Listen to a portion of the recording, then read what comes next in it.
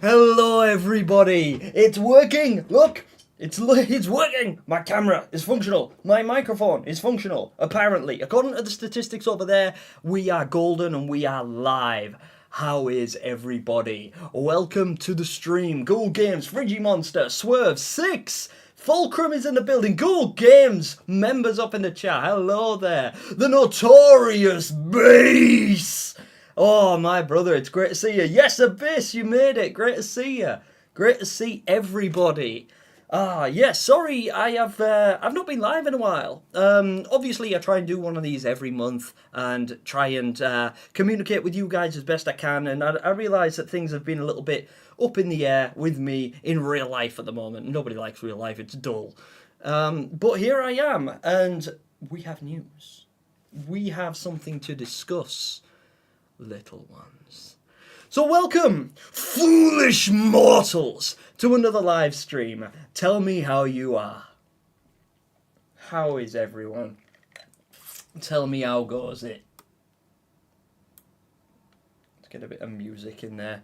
Since Abyss is here and he's just reminded me. Abyss, seeing your name now reminds me of the OST. Finally caught one of these streams when it started. Yeah, you usually show up like 3 hours in and I'm about to leave. But I am fine. Just GKS, welcome to the stream. Bristella, hello there. Stopping in, unfortunately can't. No problem. Hey, I'm really glad that you got to stop by and say hi though. It's always good to see you in the stream. What's up, Nightmare? Welcome, welcome. How are you? Welcome, everybody. Just real quick, guys, for the sake of technical difficulties. Oh my guy, member right up in here. This dude, look at you with a golden sticker now. Bro, you've been at this for a while. I really appreciate that. I don't even know what to say. And your generosity has thrown me off track. It's been a little while since I streamed, so I'm a little bit, what's the word? Confused, shall we say. JK Mal, what's up, Mal? Super excited for Little Nightmares 3, as am I. And there are some things that we need to discuss. I'd really like to know what you guys think. You guys will also notice a poll. Go ahead and vote on that if you haven't already. And smash the like button if you haven't, because it really helps with the algorithm. And share this video with a friend who hasn't, who likes Little Nightmares, preferably. But not someone that you want to spoil it for, because there will be spoilers in this stream, I guarantee. There will be spoilers in this chat. Plasmatic says, skibbity bap bap bap bap bap bap. I think I'm finally able to make more Little Nightmares related content. Been a while since I've done that, and since I've been trying to make myself a relatively consistent schedule. That's awesome. It's really hard to keep consistent. I find it really hard to be consistent because you have a lot to juggle. People have school and education, college, university, work, like family issues, relationships. People have things to deal with. Ka-chow, what's up? How are you? Welcome to the stream. Hope you're doing alright. Mr. Bass, doing better now. Excited to hear a master at work. Wish Little Nightmares 3 would drop tomorrow. So do I, man. So do I. But at Gamescom 2024, in just under a month's time, we are getting something revealed to us, but we don't know what. So yeah, let me know what you guys think will be revealed. If it's any of those things. If it's not in the list up above, by the way, just leave a comment and let me know. Like, because I'm reading the chat right now. I'm going to try and keep up with it as best I can today, at least for a little while. Stick around. With this being a Monday night, it might be a slower stream, a little bit quieter than usual, so I might actually be able to keep up for once. So feel free to drop your thoughts, theories, speculations, observations, and everything else in the works. Winter is underrated. Yeah, I couldn't agree more, actually. Fulcrum says, hi! Hi! Well, have I got that? Like, hi! I don't know if you guys can hear that, but I've got 6 attached to this right here. You're welcome. I think there'll be a new trailer and release date, maybe pre-order. Oh, pre-orders would be gold. I would love it if they do pre-orders. I doubt it. And I don't think they'll have a release date either, which is why I didn't stick it in the thing upstairs. But I do think that there is going to be something related to gameplay involved, because they mentioned in a post that it was something to do with an idea of getting a feel for Little Nightmares 3. which indicates to me that it's going to have a playable demo. Now, this playable demo may actually only be available there as like an alpha demo. I suppose it's like it's beyond alpha at the moment, I guess. But when they did Little Nightmares 1, they went to Gamescom back in like 2016, I think it was, and they had it set up there so that you could play a demo in person if you could make it to the event, which I sadly cannot, and neither can anyone I know. It's in Germany this year. I think it's in Germany every year, actually. I'm not 100%. Oh yeah, also is the can you guys hear the music? Because I can't. Like, I have no music at the moment. It's deaf to me. Have I got background music, or are you guys just subjected to my awful voice? Mal, sorry I haven't been in the streams in a while. I've been working on a book. Hey, that's interesting. Hey, books are difficult. It's I tried my hand at writing. In fact, I write quite a lot, but never a full-blown book like a novel or a story or anything like that. I'll write like short stories. I'm actually working on a Little Nightmares fan fiction at the moment, which I intend to read on the channel. But first I've got to finish it. So yeah, absolutely, I totally understand. It's difficult to juggle a bunch of stuff, and writing is hard. Hi. Nearly a year of Little Nightmares 3 hype. No joke, yeah. Nightmare says, while watching your unboxing, my anxiety was going up because I was worried you were going to drop it. So was I. It's actually back there. You can just see it, like just down there. It's on my chair at the moment because soon, hopefully, I'm going to have a shelf on the back wall here. And I'm going to adjust my setup and move some things around. And I'm going to have a safe, sturdy, secure, gamer-looking shelf for all of my collectibles and stuff. Because I've got a few. I've got more than what you can see back there. That's just like random bits that, like, you know, the like gifts from people and collectibles and stuff like that I really like. But I don't get to display as readily as I would like to. But I do intend to get a shelf. But again, like real life and stuff like that, unfortunately, has to take priority. But yeah, I nearly dropped it about 3 times.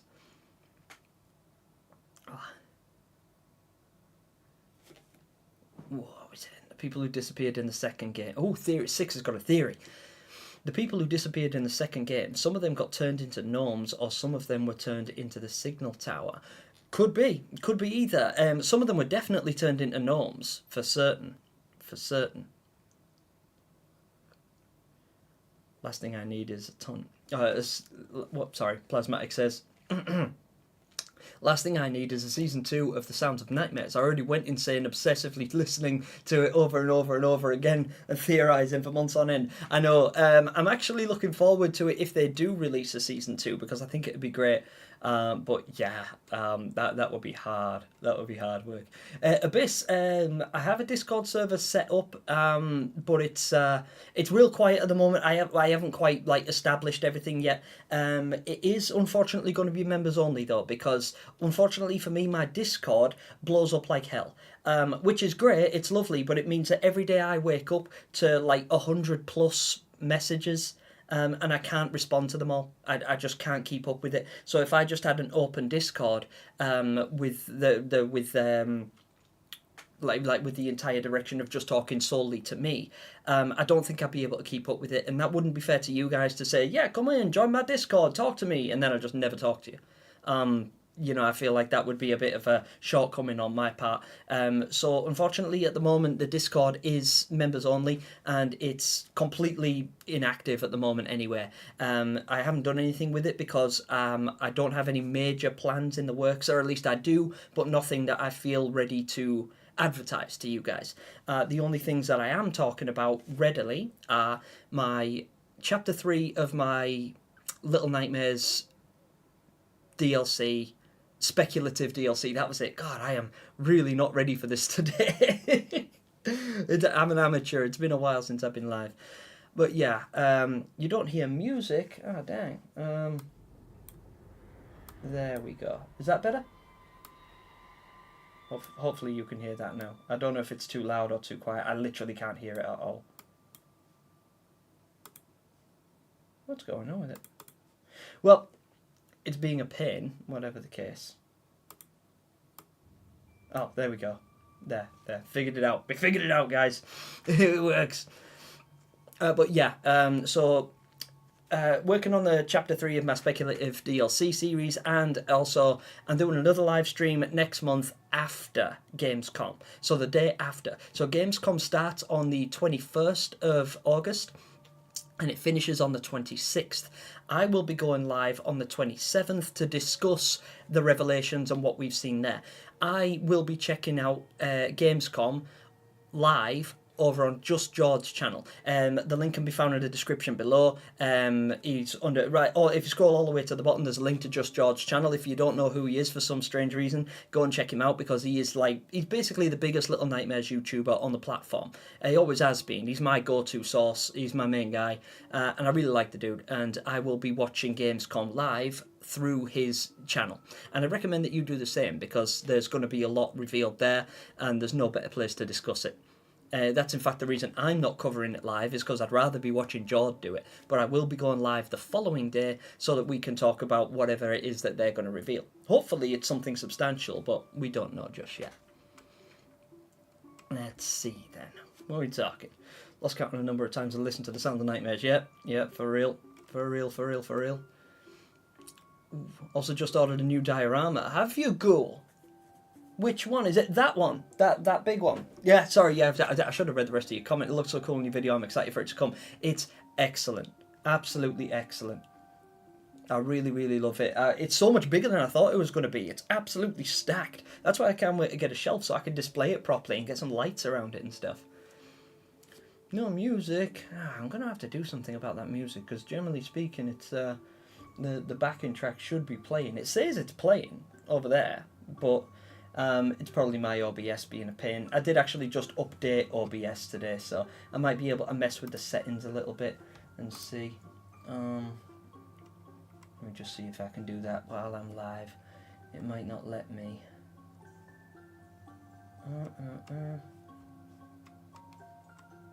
It doesn't look like it. Oh. Push to mute. No, that's not what I need. No, that is what I need. Oh, well, that's really irritating. I'm sorry if there's no music, guys. Generally, there's a backing track to this so that you don't just have to listen to me. At least you can sort of vibe to the Little Nightmares OST. But, yeah, unfortunately, if you guys can't hear it, I don't know what's wrong. Because on my screen, it says it's playing. Let's check properties. No. Ugh. Irritated. Anyway, sorry, I don't want to miss comments. Fipsy B2, how are you doing? So good to see you, my brother. Fipsy's in the building, another YouTuber. Got a few YouTubers in here actually. Fugas Diabolo, hello, cześć, miło mi. He's Polish, by the way, or at least he lives in Poland. Do you live in Poland? I had the pleasure of discussing a theory with him earlier on, actually. Writing is indeed hard. It is. It really, really is. Expect a new gameplay trailer for a different part of the game. I'd like to see more of the carnival setting, not just... Yeah, likewise. I'm kind of hoping that it's not the Necropolis again. I feel like it will be, just because I don't think they want to reveal too much. I think they might just let us play through the Necropolis, but I think it might be different to what we saw in the pre-alpha that came out like a year ago. But yeah. Hello. I would die for a Little Nightmares show. I love a Little Nightmares show. I actually just made a theory video about it, discussing like what kind of show we could expect to see. You know, would it be animated, live action, stop motion, so on. And I think it'd be really cool either way. Like anything, literally anything would be amazing. Bro, help. I want them to focus on everything but the Necropolis in this new trailer. I feel like we've already seen the entire trailer. Yeah, it does feel a bit overdone, doesn't it? But I think that's because it's all we've had. And because it's all we've had, it's like all this... I felt the same way about the wilderness in Little Nightmares 2 after playing the teaser. When I played the Little Nightmares 2 demo, I played it about 100 times. Just back to back. I just kept getting to the same part over and over and over again, but because it was a demo, it wouldn't let you go further than that, so I just restart and play it again. And it was so much fun, but I almost got sick of seeing the wilderness area because I couldn't wait to see what was next. And that's very much the same about the Necropolis. It's not that the Necropolis and the Monster Baby and everything don't have merit. They are amazing. but they're all we've seen. I would personally love to see the carnival area myself, because I think that's a bit I'm most excited to see. Just because I feel like it's got the most potential for like scary enemies, or at least something I could relate to being scary. Thinking of changing my name to Normal because I think a Nightmare is kind of plain. You change your name to whatever you want. Like, I don't mind, as long as I know it's you. And as long as you're here and chilling with us. But yeah, Normal works. It's almost like Mono, actually. Man in the purple suit sounds horrifying. Yeah, and I'd really like to see him. Nightmare is iconic, I agree with Fipsy. But you're open to do whatever you want with your name. Hello from France. Hello there. I really don't want to say your name and butcher it, but hello. Hello to France. Bonjour. Je m'appelle Gemini. Ça va? Calling him the Showman. Yeah, that'd be cool. Or the Ringmaster. I think that'd be a cool name. The Ringmaster. Yeah, man, Mono would be better. Mr. Sayed. It's hearable now. Oh, thank goodness. I'm so happy that you guys can hear the OST. It makes me a bit self-conscious knowing that all you can hear is my voice, because when I'm reading the comments, obviously I'll fall silent, and if it's a long comment that I'm trying to digest and think of a reasonable answer to, I can go silent for like 20 seconds at a time. And when I watch these back, and I do, it's really uncomfortable. It's just super cringe to watch me just staring at the screen like, I look so dumb. Hold on, should I invite someone? Q. You can invite whoever you want to the stream, 6. Adam DeLow. Your profile picture is dope, by the way. Not Mono. That looks awesome. Adam DeLow. I would love to see the floating circus in game. Yeah, like for some reason I have it in my head that it's airborne. I don't know why I think that. I don't know if it's been confirmed or if it was just something somebody said in passing, but I've just got a feeling that it is up in the air.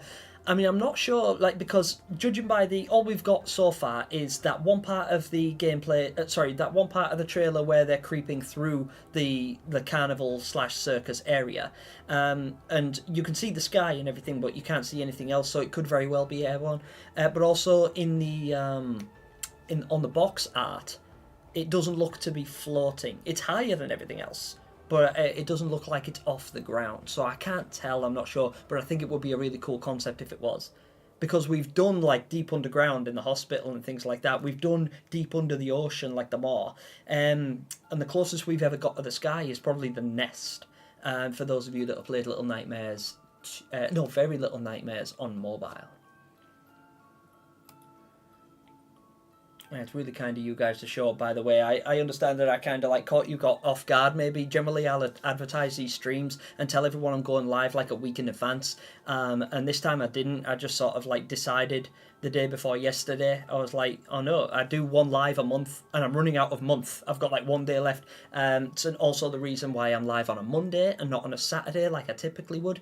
So it will be a quieter stream than usual, but that's absolutely fine because it means I'll be able to keep up with some of these comments. So I hope you guys are happy with that.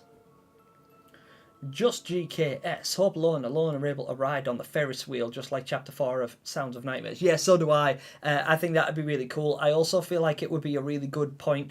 You could use it like, it'd be great if you could use the Ferris wheel to escape from an enemy and then have to like, you know, I don't know, the shut it off halfway around so you're trapped, suspended in the air and you have to climb out of the car and like navigate your way down the thing. I think that would be really cool.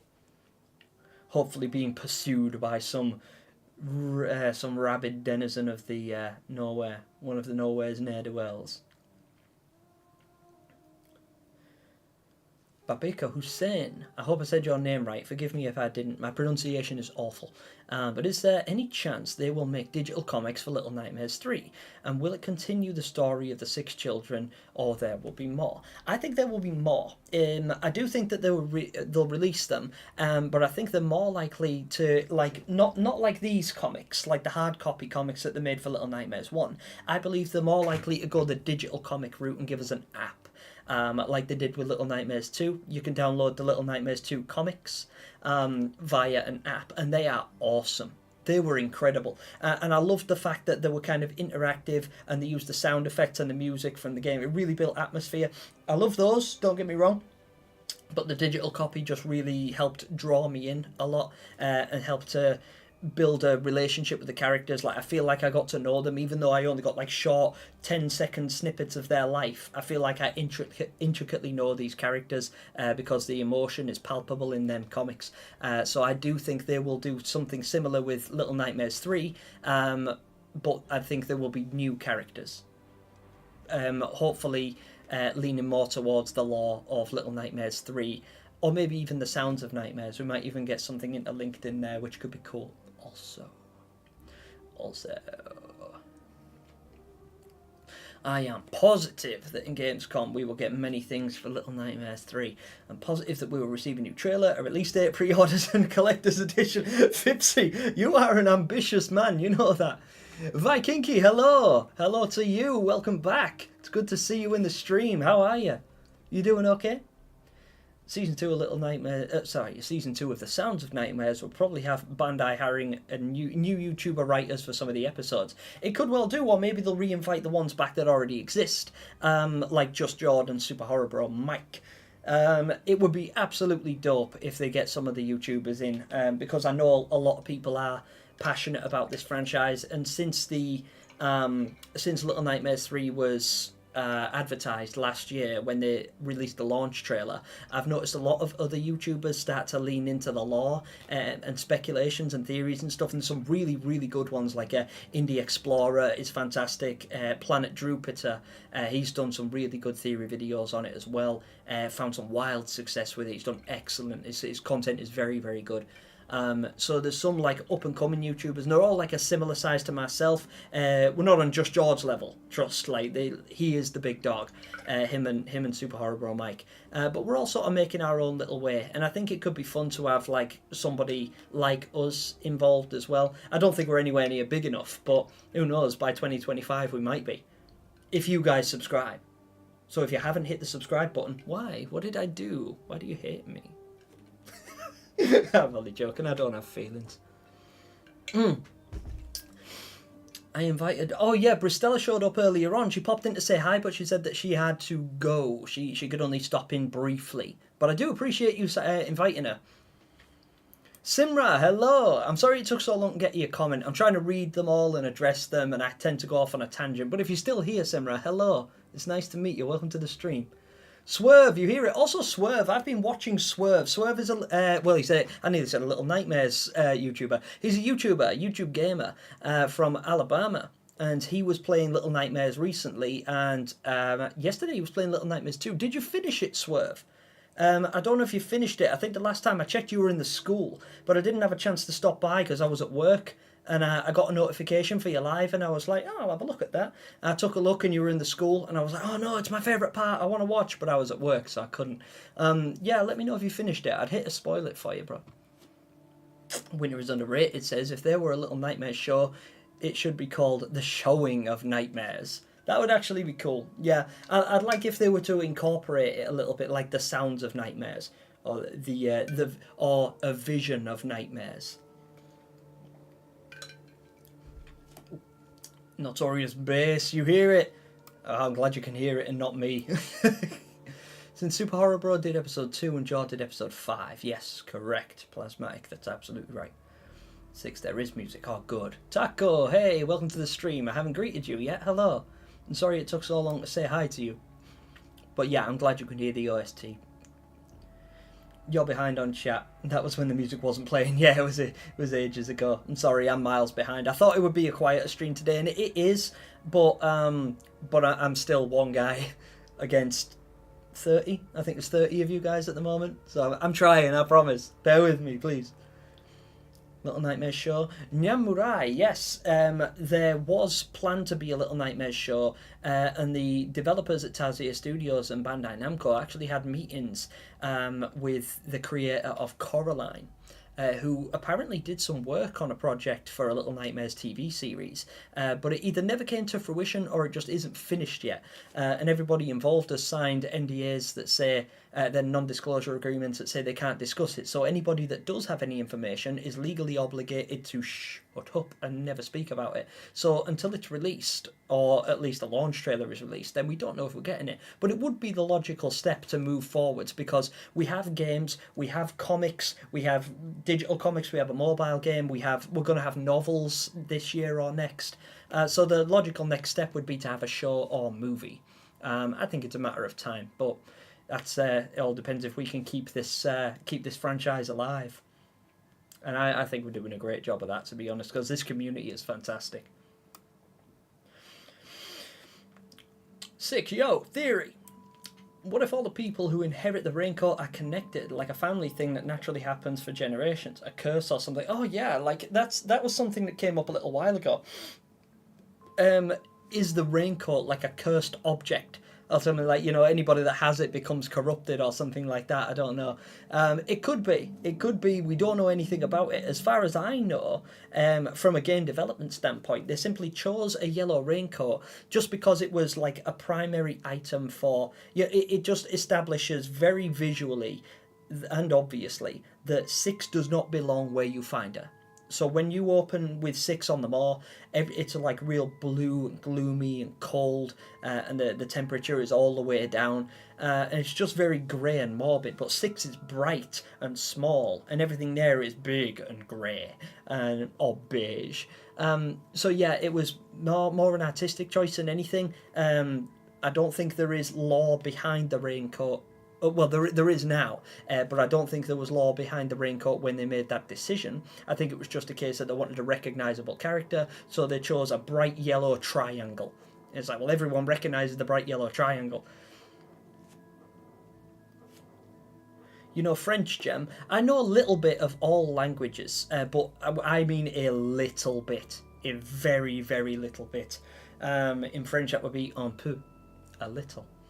I try to, because I meet people from all over the world, a lot of them don't speak English, or English isn't their first language, so I feel obliged to learn just a little bit, just so that I can converse with them, because most people that say hello to me will assume I don't speak any other languages, which I don't really, so they'll speak English to me, which I really appreciate, because probably my second language, if you could even call it that, would be Polish. I speak more Polish than anything else, but I speak a little bit of all languages. I've got a bit of French, Italian, Japanese, Spanish, got a little bit of everything in there.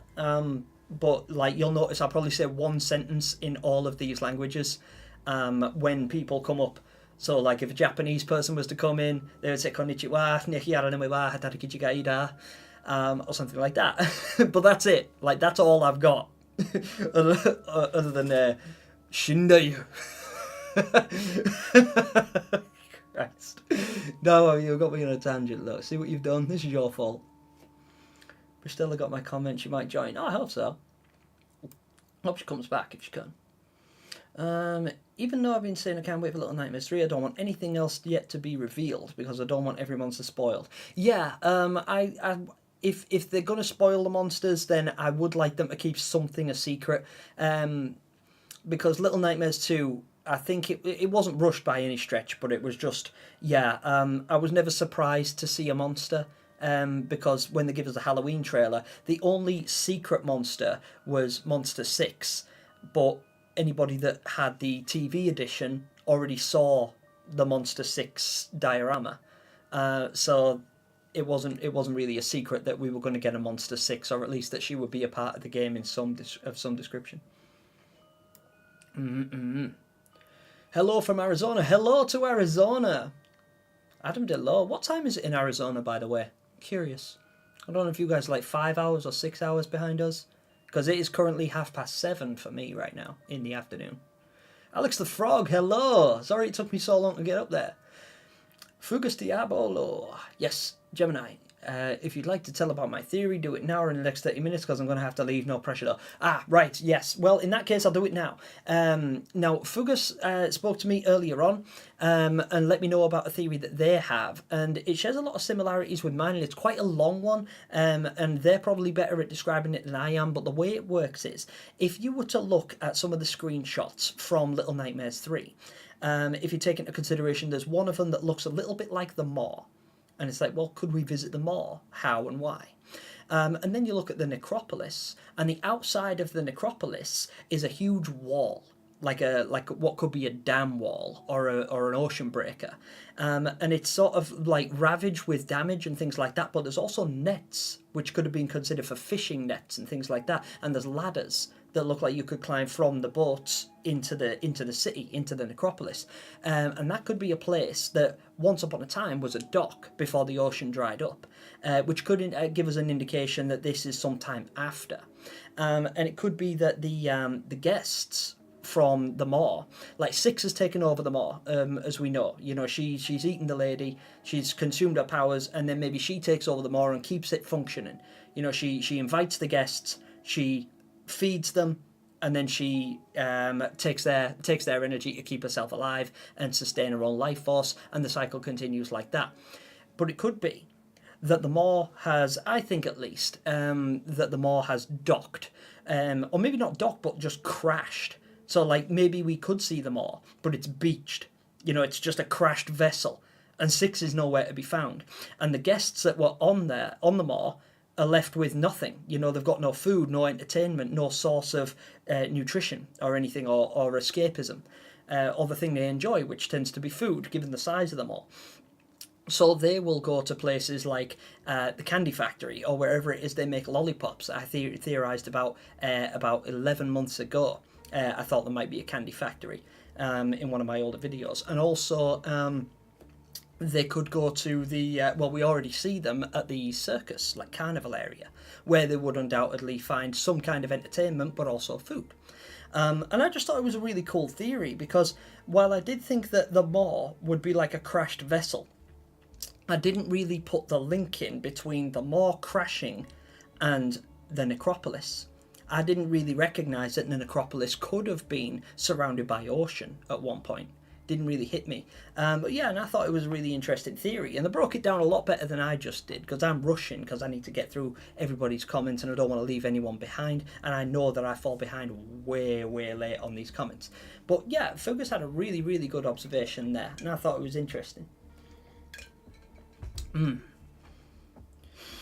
I like the curse idea for the raincoat. Yeah, so do I, Taco. I think that's interesting. It would be cool if the raincoat got some more lore, that, you know, some explanation as to why, you know, why it keeps on changing hands. I don't know if it's just to keep the characters recognisable, because now that we got Lo and Alone, they're again very recognisable characters. Lo with his mask and cape, and then obviously Alone being bright green.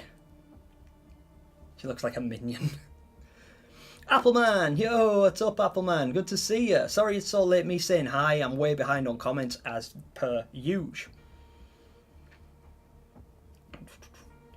I discovered the main themes from Little Nightmares 2 and Very Little Nightmares both have the same name and are the same length, so the files confuse me sometimes. Prépare le français! Yay! Live again at last. Bonjour! Bonjour, bonjour. Comment t'appelles-tu? Ça va? Yes. Oh, it's I follow, isn't it? Yes. Asking comment t'appelles-tu? That means what is your name, by the way. Oh, also, guys, right, listen. Everybody freeze. Everybody stop. Shh. Look this up. Okay. Let me remember it. Because I came across this the other day. I was just randomly scrolling. And I came across, I was looking for music because I was working at the time and I was working on an editing project. And I came across, I need to find it because I've forgotten what the name of it was now. Oh, that's really going to bother me. Oh no, I need to know.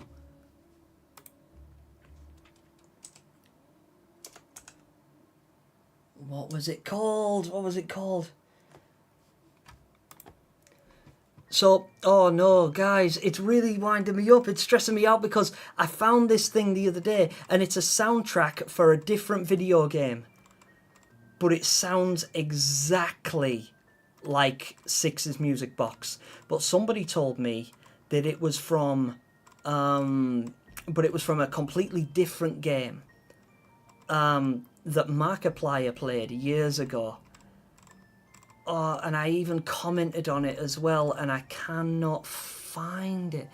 Or maybe it's in my liked videos, perhaps, potentially. Let me just see. Let me just see. I'm so sorry, guys. I'm straight ignoring you again, but I need to know. Oh, where's my? No, where are my liked videos? Is that not a thing that we have anymore? Oh, I could have sworn. Oh wait, there, liked videos. There. Okay. We found. Where are you? God, I'm sweating. It's so hot here, by the way. It's currently 31 degrees in my office. Super hot. Sorry, guys. I am going to read these comments, I promise, but I need you to hear this. It's important.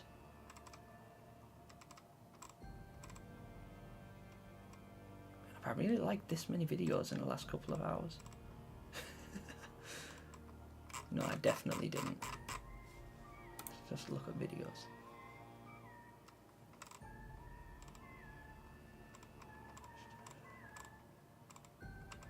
This is bothering me so bad. I know I like the video.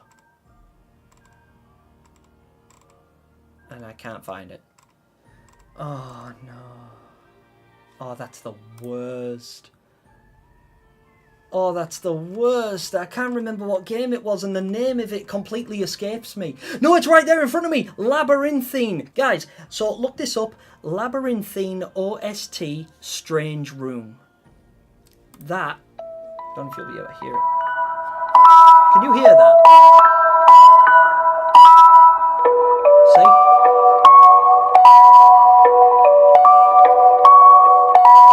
There.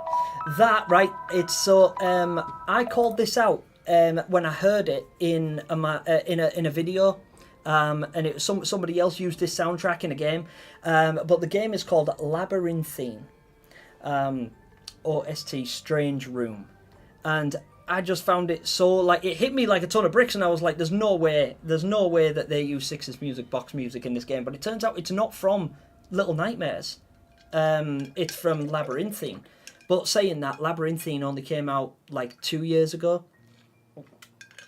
It came out after Little Nightmares anyway, so I think there might be a tiny little bit of plagiarism in here. But saying that also, Six's theme is a very, very simple soundtrack. It's literally just like 3 keys on a piano. So it's not fair of me to just say, aha, they stole it, because I don't think they straight up stole it. Anyway, sorry about that. That really bothered me. Okay, where am I going? So, let's see. Oh, I'm so hot. 2 people are selected each time loop, become a duo and portray each other. You probably think it's in the air because of Sounds of Nightmares. I think there was something about it being in the sky.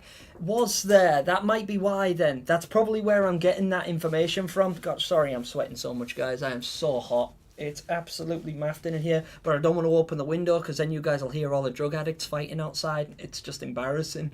But they're so noisy. I can hear them now. Like, I know people are fighting out there right now, and it's just like, come on, guys, really?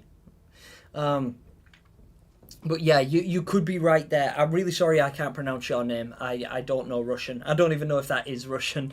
So I'm really sorry, but you're absolutely right. It's a distinct possibility that in the Sounds of Nightmares they could have alluded to it being an airborne circus, which is a really cool concept.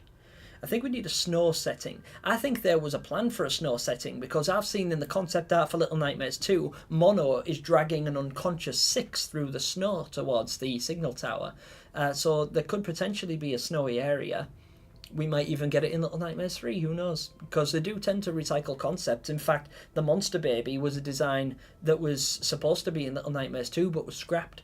So they've reused Monster Baby in Little Nightmares 3, so there's no reason they couldn't utilise a snowy area, but they just haven't advertised it to us yet. How long have you guys been live? Not too long, about 40 minutes or so, give or take. Still remember the exact day it was announced. I did, because I was at the gym and I freaked out. I absolutely freaked out. I was like, well, I was on my way to the gym, and my friend sent me something, and he was just like, you need to see this, you need to watch it, and you need to make sure you're recording when you do. And I'm just like, I'll take your advice, but I'm busy. And he's like, trust me, it's worth it. Just be late to the gym. And I was, and I'm so glad I was. And you guys can see that reaction because it's on my channel. It was the first, my reaction to the Little Nightmares 3 reveal trailer. Detective Fallen, members in the chat. What's up, Detective? It's good to see you. Sorry it took so long to say hi to you. Damn good to see you, but I don't have on in a couple of minutes. So there's a good chance I've missed you already. But I'm so glad that you got a chance to step in and say hello. Thank you so much. And yeah, it is really unusual for me to be live on a Monday. It was kind of impromptu, and it wasn't really advertised, which is why it's kind of quiet in here, which is fine because it means I can actually keep up with chat. But yeah, no problem at all, Detective. You do what you do. Plasmatic, we actually had a bit of a snow setting in the first Sound of Nightmares episode. But would be cool to see it illustrated. It absolutely would. I'd love it. I'd love a visual representation of everything in the Sounds of Nightmares. I'd really like to watch the Sounds of Nightmares take place. I know that it's fun to build your own image of what you expect the characters are going through. Like, I have a picture in my head of what Noon looks like, what Otto looks like, what the Carnival and the Purple Man look like. So it's fun. It's the same as reading a book. Like, if you read a book without watching the movie that corresponds with it, you have your own images, and they're often better than what the movies portray them as. It's very rare that you find a movie that does a book justice. I think the only one I can think of that actually does is Harry Potter. Pip the Silly, maybe about 20 minutes. Yeah, probably accurate, but I think it's longer than that now, but probably because I spent 10 minutes looking for that song. I always make the most insane theories. You do, Six. You do. Bree's not usually interested in Little Nightmares anymore. Yeah, she's also a yellow belt in Taekwondo. Nice, nice. Taekwondo is admirable. It's really cool. I'm really glad that she's a yellow belt as well. I think that everyone should practice martial arts on some level. I've got a couple of black belts from Shotokan Karate and kickboxing. I also studied Muay Thai for a little while when I started MMA. Started doing mixed martial arts and cage fighting. And when I was fighting in the cage, I found it really difficult to fight on the ground. So I started studying Muay Thai for some upper body defense and Brazilian Jiu-Jitsu so that I could actually wrestle with people and grapple when they took me down. I love martial arts, and I feel like everybody should have some kind of martial arts behind them. Everyone should learn how to defend themselves, at least on some level, particularly when they're young. I think it instills good fundamentals in you. Like, I learned through martial arts, I learned to control my temper a lot better. I learned all about perseverance and self-control, and just how to manage my emotions a lot better. It also really helped my confidence. Without martial arts, I wouldn't be doing this. I wouldn't be sitting here in front of you guys. I didn't have the confidence to talk in front of crowds. Even though it is just me talking to a camera, there's still a level of intimidation that goes with having like 30 plus people in front of you listening to what you have to say. And my job is to keep you guys engaged and to discuss topics that I believe you're interested in, and hopefully you value my opinion and you like me. And if I didn't project some level of self-confidence, then you just wouldn't watch me, because who wants to watch some moron who doesn't know what he's talking about? And I wouldn't have that confidence if it wasn't for martial arts. So yeah, really, like, big ups to Bree.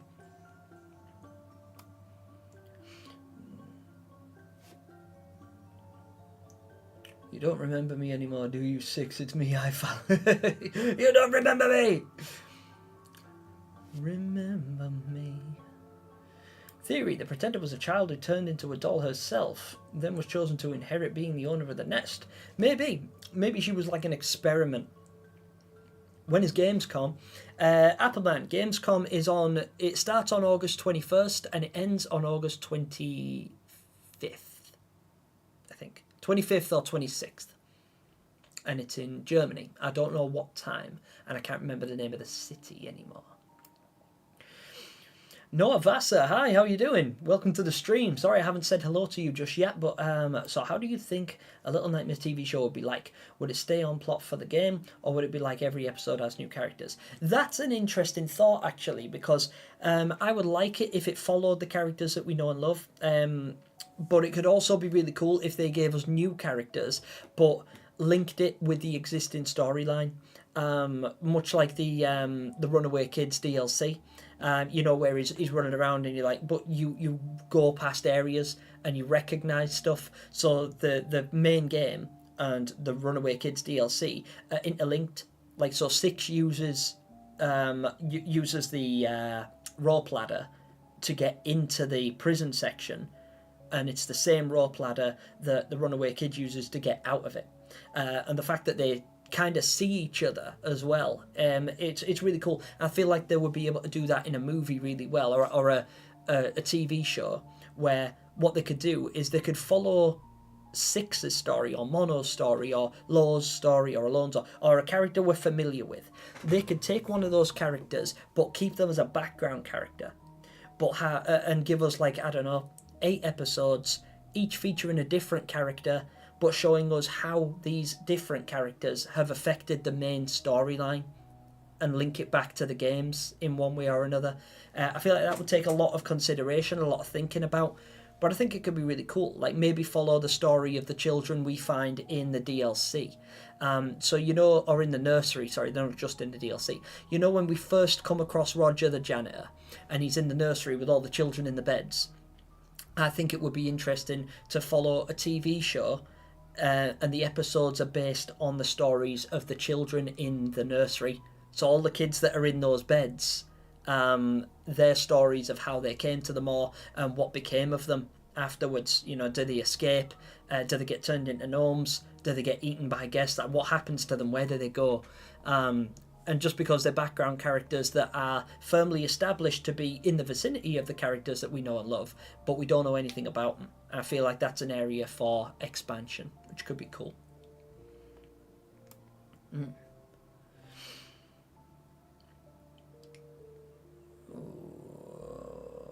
Whoa, my chat just jumped 1,000,000 miles an hour and I've missed loads of it. Sorry, guys. Why Candy Factory so creepy? I know, when I was doing research for my first proper theory video, the Candyland theory, I visited a candy factory, and they're so dangerous. Like, I was not expecting it to be so dangerous. Everything is on fire. Like, everything's like, don't touch this because it's melting. Don't touch this because it burns. Don't touch this because you'll be liquefied if you do. You know, don't touch this particular substance because it's highly poisonous. like, this is a sweet shop. This is a candy factory. But I got to take some pictures, and they talk me around the building and things like that. And I was really grateful for it. They were very helpful. But yeah, really, really cool and spooky places. Sorry if I'm missing some of these guys. Everything kind of jumps.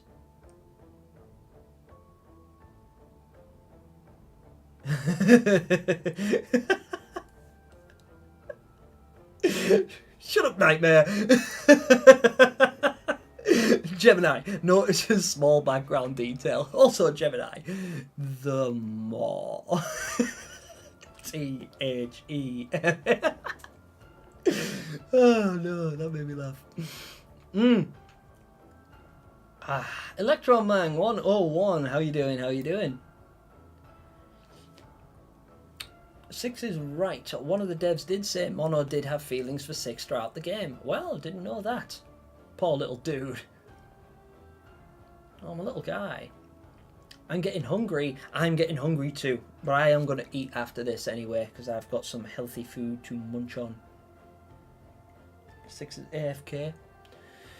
Even though I'm excited for Little Nightmares 3, I'm not excited for people to make low X alone. Yeah, me neither. Thanks, Gemini. You're welcome, Fugus. Thank you. Your theory was really good and really interesting, and I like the way you described it. It was really intricate. And also, your English is fantastic. You shouldn't doubt yourself. You speak English really, really well. Better than me, who keeps just stumbling over my words.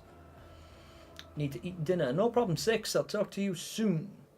Good games. Even when we see them all in the background, that would be enough for a connection. Yeah, likewise. I think so too. Hello, hello. Alex the Frog.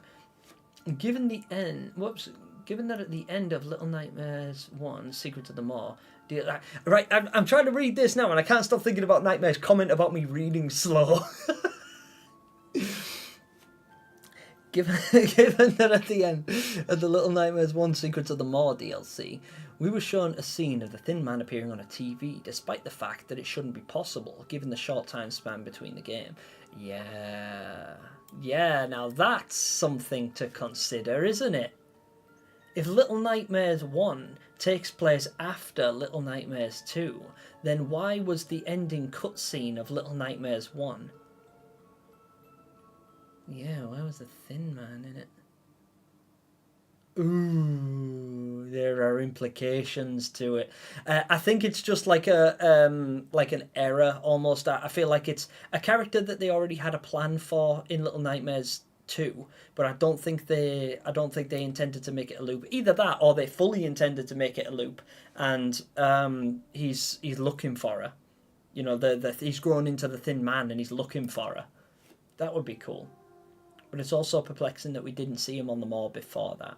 Maybe we'll get an answer to that, who knows? I was so convinced that he was going to be the Thin Man. My Little Nightmares theory... Oh, hello Nevada, how are you? My Little Nightmares theory is that end of Little Nightmares 1 where 6 eats a lady and then she goes to Little Nightmares 3 location. I hope so. Like, I'm kind of hoping that she ends up like taking over the mall and then crashes it into the one of the locations that we end up visiting in Little Nightmares 3. I feel like that would be dope. Is it the unshown part of Togetherness 1? Yeah, it is a bop. I really enjoyed it. I thought it was cool, and it's very similar to Togetherness 1. I believe that the transformation scene at the end of Little Nightmares 2 is actually a literal transformation, as in the signal tower is transformation mono into the Thin Man by speeding up time inside the room. That's a possibility as well, because we don't actually know how the signal tower works. And if it's anything like the ladies, because it affected 6 rapidly. Like, she was only in the signal tower for about an hour, but her transformation took place, like, you don't even know how long she thinks she was in there.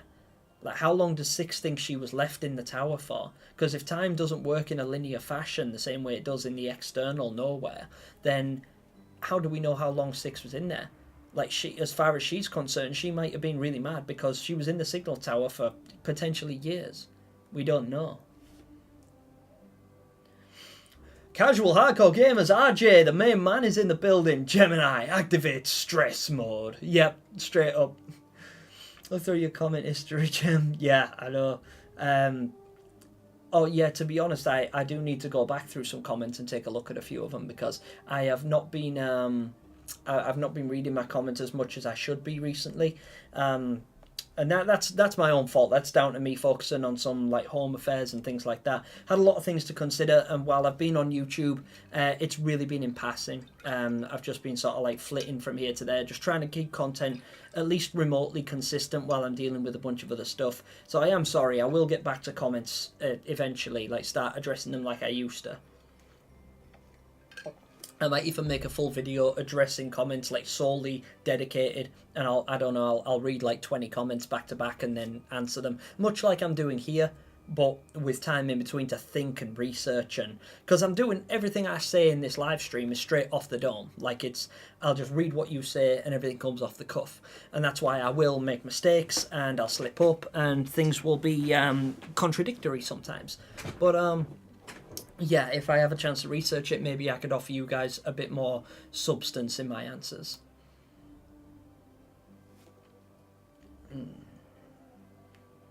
Oh, wait, yeah, sorry, winter is underrated. I just completely misunderstood your comment because I'm so far behind. You were helping me find the video I was looking for, and thank you for that, yeah. Sorry, I'm absolutely miles away. Gemini, it might be a music theory.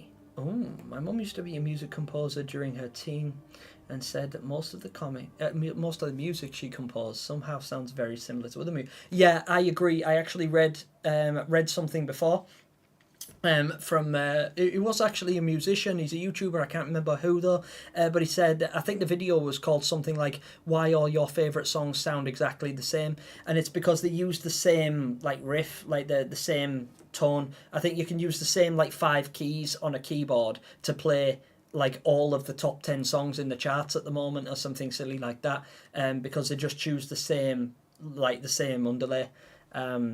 I don't know why that is. I don't study music. That's the one thing I can't do is play music. In fact, I can play a little piano, like a little keyboard. But when I say I can play, I mean I taught myself on YouTube how to play like 3 songs. Because because I wanted to. I wasn't even bored. I just wanted to do it. But I can't read music or anything. I don't even know what notes they are.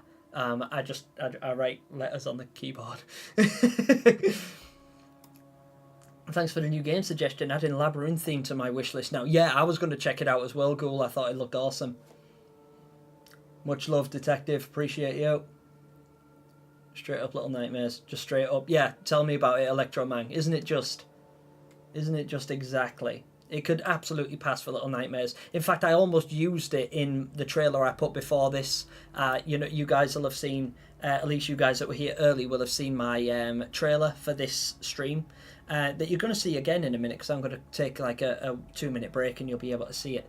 But I was going to use that music from Labyrinthine in this and then quiz you and see if you could tell whether or not it was Little Nightmares or not. Bag of sack.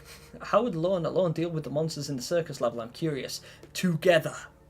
That I think that they will both have to use their own individual skills, because I feel like they've both got their own merits, haven't they? Much like Six and Mono did.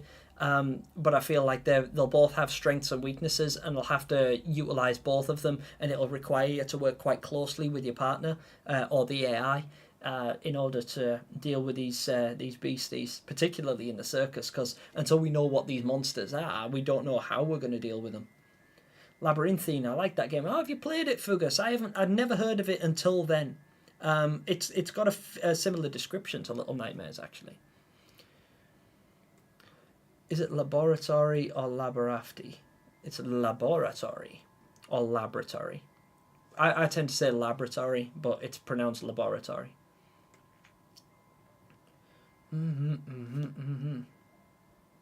Asfera-chan, hello. Sorry it took me so long to say hi. I've only just seen that message. Hello, Asfera-chan. How are you?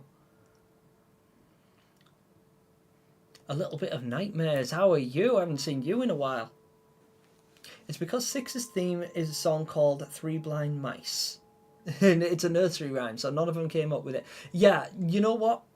You're probably right.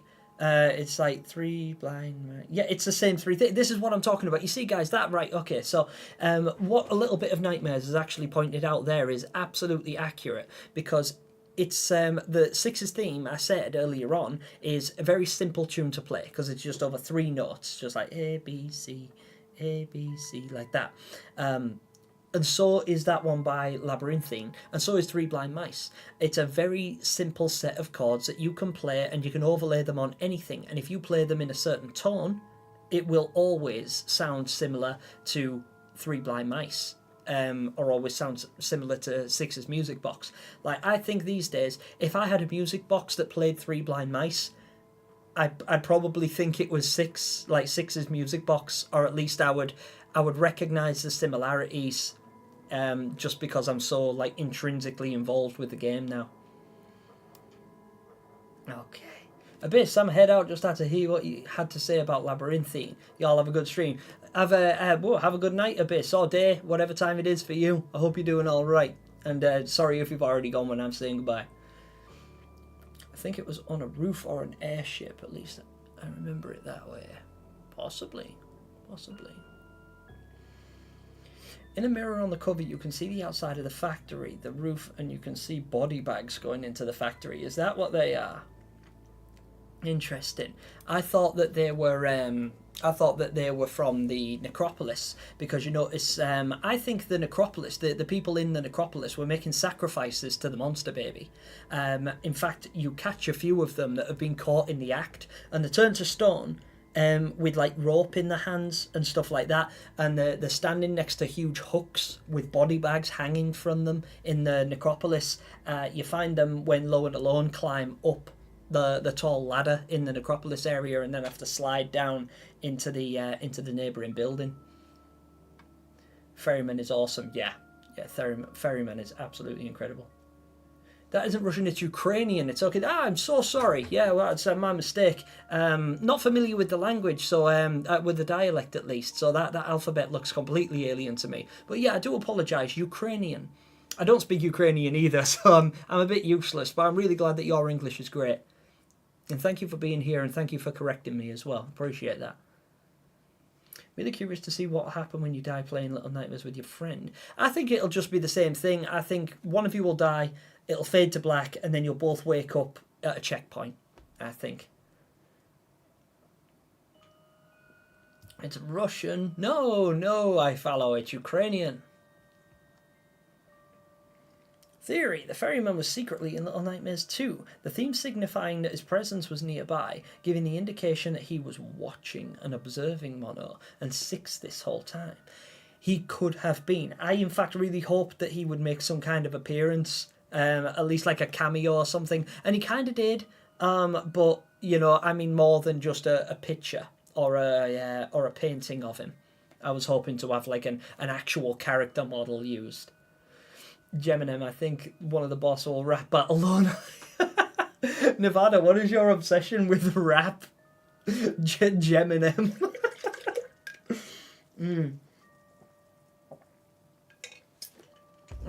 Oh my god, I actually tried rapping earlier. It was hilarious. But I found a song that I quite like, and it's really fast and really intricate, and I was like, can I even say that? Can anyone even say that? And it was dope. I really liked it, but I couldn't do it if I tried, I don't think. Or at least in those moments where their journey, whenever disposable entertainment plays. I'm going to have to look back on that, Plasmatic, because I think that has a lot of merit. Whenever I think of theories, I never really make a connection between the OST and what we're seeing on screen, and I think that's an oversight on my part, and I feel like I should be more aware of what music is playing and when. Because I do think that there are some subtle links in there that can be picked up if you've got a keen ear like you obviously do. Maybe the eye is the ferryman watching. It could be It could be the ferryman's eye. Because we don't know yet. We do not know yet. Yo, what did I say? I don't know, Alex the Frog. I can't read it. Does anyone know of a mobile game where you play as a blonde girl, probably 13, and it's a puzzle / surreal game, it's 2D? Looks like Alice in Wonderland. Is it Frambo? No, or oh no. Well, I don't, no, it's not a mobile game. No, for some reason in my head I'm thinking of like Bramble, because you play as a little boy and he's blonde, and you're looking for his sister who's a little girl and she's also blonde, about 13. Very Little Nightmares actually. I didn't play it. My buddy RJ played it. RJ is actually in the comments right now. Casual Hardcore Gamers. He played it, and it wasn't as much fun as we thought it was going to be. Like, the aesthetic of the game is good, and there's a lot of like intricate knowledge, and there is decent lore, and some of the character designs and stuff were okay. Like, well, the monster and the level designs were quite cool. If you have like a knowledge of like Nordic history, or like you know, the myth and fantasy surrounding like ancient Norway, or what's the other word for it? I don't remember, but it was all right. But that's not what you're thinking of anyway. I don't think that was not a mobile game. That's what I'm saying. Gemini, do you know when Little Nightmares 3 will come out? Oh yeah. They sent me an email that told me exactly when the release date is. I'm just not telling you guys. No, I think if Bandai Namco, by some stretch, if the developers of Little Nightmares for some reason know who, and that they will give any kind of information to, because my entire channel is built around exposing the stuff that they don't want you to see. And it's not because I want to out the developers or anything like that. It's because I admire what they do so much, like so much. But if I was in their shoes watching someone like me, I'd be like, yeah, I don't trust this guy. I'm not going to tell him anything because they will think that I can't keep my mouth shut.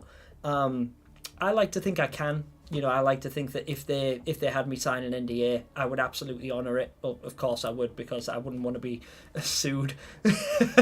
Nor would I want to ruin it. Like, because if somebody knew something about Little Nightmares 3, and they knew it for a fact and it wasn't just a theory, I don't think I'd thank them to tell me, because I like the ambiguity of it. I like the mystery, and I think the creators do too, and us as a fan base, that's what we gravitate to. That's what's so relatable to us, and that's what's so enticing about Little Nightmares universe. The fact that we don't know everything makes it so likeable. So yeah, I think that if Bandai Namco were to approach me and say, by the way, we want you to write an episode of Little Nightmares, or Sounds of Nightmares Season 2, I would say absolutely, yeah, but somebody help me, because I'm worried about letting you down. Like, I wouldn't want to make a garbage episode. I'd hate to be that guy that writes the episode that everyone hates, you know. Saying that, I don't think that would happen. Let's see. BJJ! BJJ! Yes! Yes, RJ! RJ, BJJ! Challenge me to BJJ. I noticed recently that the janitor's face seems heavily inspired by Dominique Pignon's face. Is that Pignon's face? He played characters in movies that inspired Little Nightmares. Is that so? Dominique Pignon. I'm going to look him up. Dominique Pignon. Oh, well, potentially, yeah, actually, yeah, that's fair, that's fair. I can kind of see that. Yeah, I can kind of see that. That's really interesting. Yeah, and it's first ones that come up, the City of Lost Children, that's where I recognise him from. La Cité des Enfants Perdus. City of Lost Children. That did inspire Little Nightmares. And also there's another one from 1991, Delicatessen. And the front cover is just a pig. And the pig, funnily enough, is drawn in almost exactly the same style as the pig that's drawn in the art book of Little Nightmares 2, from the concept arts. So, excellent observation that. Yeah, you've done a brilliant job there. Who said that there? Who said, wait, no, come back. I need to recognise your name. Days, yeah, thank you so much for telling me that, because that, right, there seems to be something there. I like that a lot. I really like that. That's very, very cool. Bag of sack. I'm wondering. Bag of sack. I'm wondering, why does the Nowhere target children instead of adults and teenagers? So, I feel like it's something to do with the ability for children to live their imagination. So as a kid, like, a lot of people will develop like imaginary lands, imaginary friends and things like that. And children have such palpable minds, don't they? I think that it must be something to do with their age that allows them to bring the Nowhere into existence. Because if we think about what the developers have said about certain areas in the Nowhere, in the Little Nightmares universe, they say that the Nowhere exists because the fear exists. The maw exists because the hunger exists. The signal tower exists because the need for escapism exists. And the main people that can bring these fears to life are children, because they lack the understanding of being able to rationalize these fears. So, you know, if you got a kid and you frighten them with something, you know, like a kid has a bad experience, you know, like, kids are scared of things that they don't necessarily need to be afraid of. It's hard to think of an example. Actually, all right, no, I'll give you a perfect example. Teachers. You're a teacher. You get a scary teacher. I used to be absolutely petrified of a teacher in my school called Mr. Body. Awesome name, I know. But Mr. Body was petrifying. He was very, very loud and very, very aggressive. And, like, I wasn't even in Mr. Body's class, but we were really frightened of him. All the kids were. Everyone in my class was terrified of Mr. Body, because you could hear him screaming at the kids in his class from all the way across the school. and he used to stand in the schoolyard in the playground with a whistle, but he didn't use the whistle. Like normally, if the teachers wanted your attention, they would whistle. You know, like this, blow on a whistle, and they'd shout at you. You come here, Mr. Body. You just shout, and he's one of those kind of people where if he spoke, you would listen. Mr. Body was a lovely man. Like Mr. Body was quite nice. You know, he's like now as a grown ass man, I'm able to recognise that Mr. Body was just a man who was doing his job. You know, he was upstanding, he was firm, he was like correcting pretty much everything he said that I can recall. Again, I wasn't in his class, so I didn't experience the worst of him, but I feel like I experienced the best of him. But as a kid, petrified of Mr. Body. He was a teacher, so the nowhere. If I was taken to the nowhere as a kid, then it would probably manifest my irrational fear of this very pleasant man, Mr. Body, into a very large, very imposing, very loud monster. And I feel like that's what the nowhere does for everyone. And I feel like if it was to take adults, it can't really capitalise on that because adults and teenagers are in a better position mentally to rationalise these fears, the same way I'm doing now, and recognising why Mr. Body was so loud and imposing. Because he was a teacher. And in my school, I come from a really rough area, so he had to be a loud, imposing presence in order to control his class. Yeah, so that's my thoughts on that. Sorry.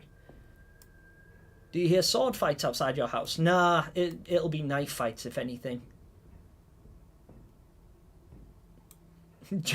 Meanwhile, outside Gemini's house, oi, where's me smack? And then stabbing noises. I love living in the UK.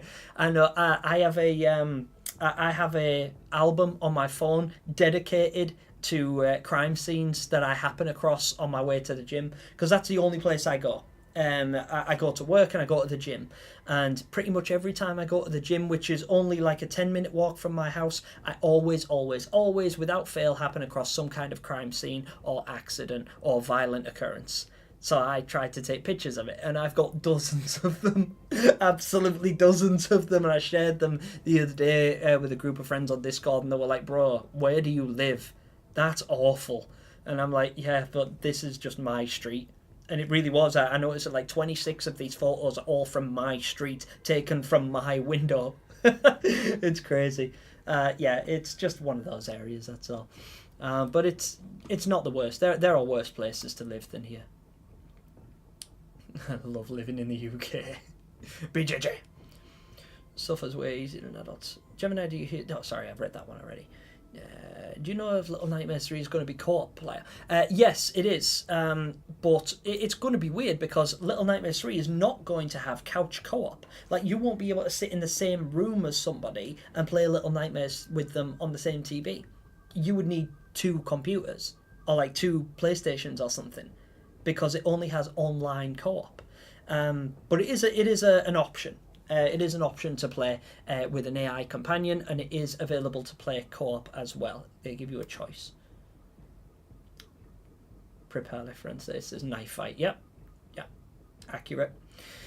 I think the ferryman is omniscient, sensing children's trauma and watching them in the nowhere across time and space. That's a possibility as well. Like, the ferryman could be like a higher being in the nowhere, and that could, because you don't see the teacher, the hunter, the doctor exiting the nowhere and guiding spirits in there. Like even the lady and the thin man and the pretender, you know, these really powerful beings, they don't seem to have the ability to leave the nowhere at will and just like go out and snatch someone. But the ferryman, he can. And not only that, he communicates with them as well on a level that they can understand. He speaks like we speak. Yeah, that's interesting. Alright, everyone, I just realised that Gemini's a year behind us. He's still way behind. I know, and I'm really sorry. I'm really sorry. I'm probably reading that about 5 minutes after you sent it. Alex has just joined the live. Hello, how are you? Yeah, I'll jump ahead a little more. There we go. Gemini, did you see my theory? I think so, Nightmare. I think I did. Damn it, not again. Yes, and delicatessen. Yes, exactly. Hey, Kaima Heinessen is in the building. Hello there. How are you? Really glad you can make it to the stream. It's good to see you. Yes, I'm back live at long last. Mono in Little Nightmares 3 will not happen. It will also make zero sense. Yeah, I don't think we're going to see Mono. I think there might be like an offhand reference to him, maybe. But it will literally just be fan service if they do. Like the tower improvises by just throwing furniture and rooms, but lacking crucial details. Yeah, it's like the tower is just doing its best impression of what it thinks a room should look like. It's like it doesn't understand it. It's like asking AI to draw your living room, and it'll just do its best interpretation. You also know The City of Lost Children. Yes, absolutely. It's a fantastic film. It's really old now, but it's impossible not to draw parallels between it. Even just some of the scenery, like the characters, yes, and the premise behind the movie, but also some of the scenery. Like there's a scene where the children are being led from one vessel into like a structure, and you can see them walking across a bridge from the ship, and you just see their silhouettes walking one by one in single file, and it's exactly the same, or at least eerily reminiscent of the scene where Six is climbing up the side of the moor and she can see the guests walking single file from one vessel to another. Very, very cool. YouTube has crashed 8 times in a row just now. Well, YouTube's... Now, I'm not going to say it sucks, because YouTube is brilliant, but it has definitely let you down there, Nightmare. I hope it sorts itself out soon. Sounds like an internet issue to me.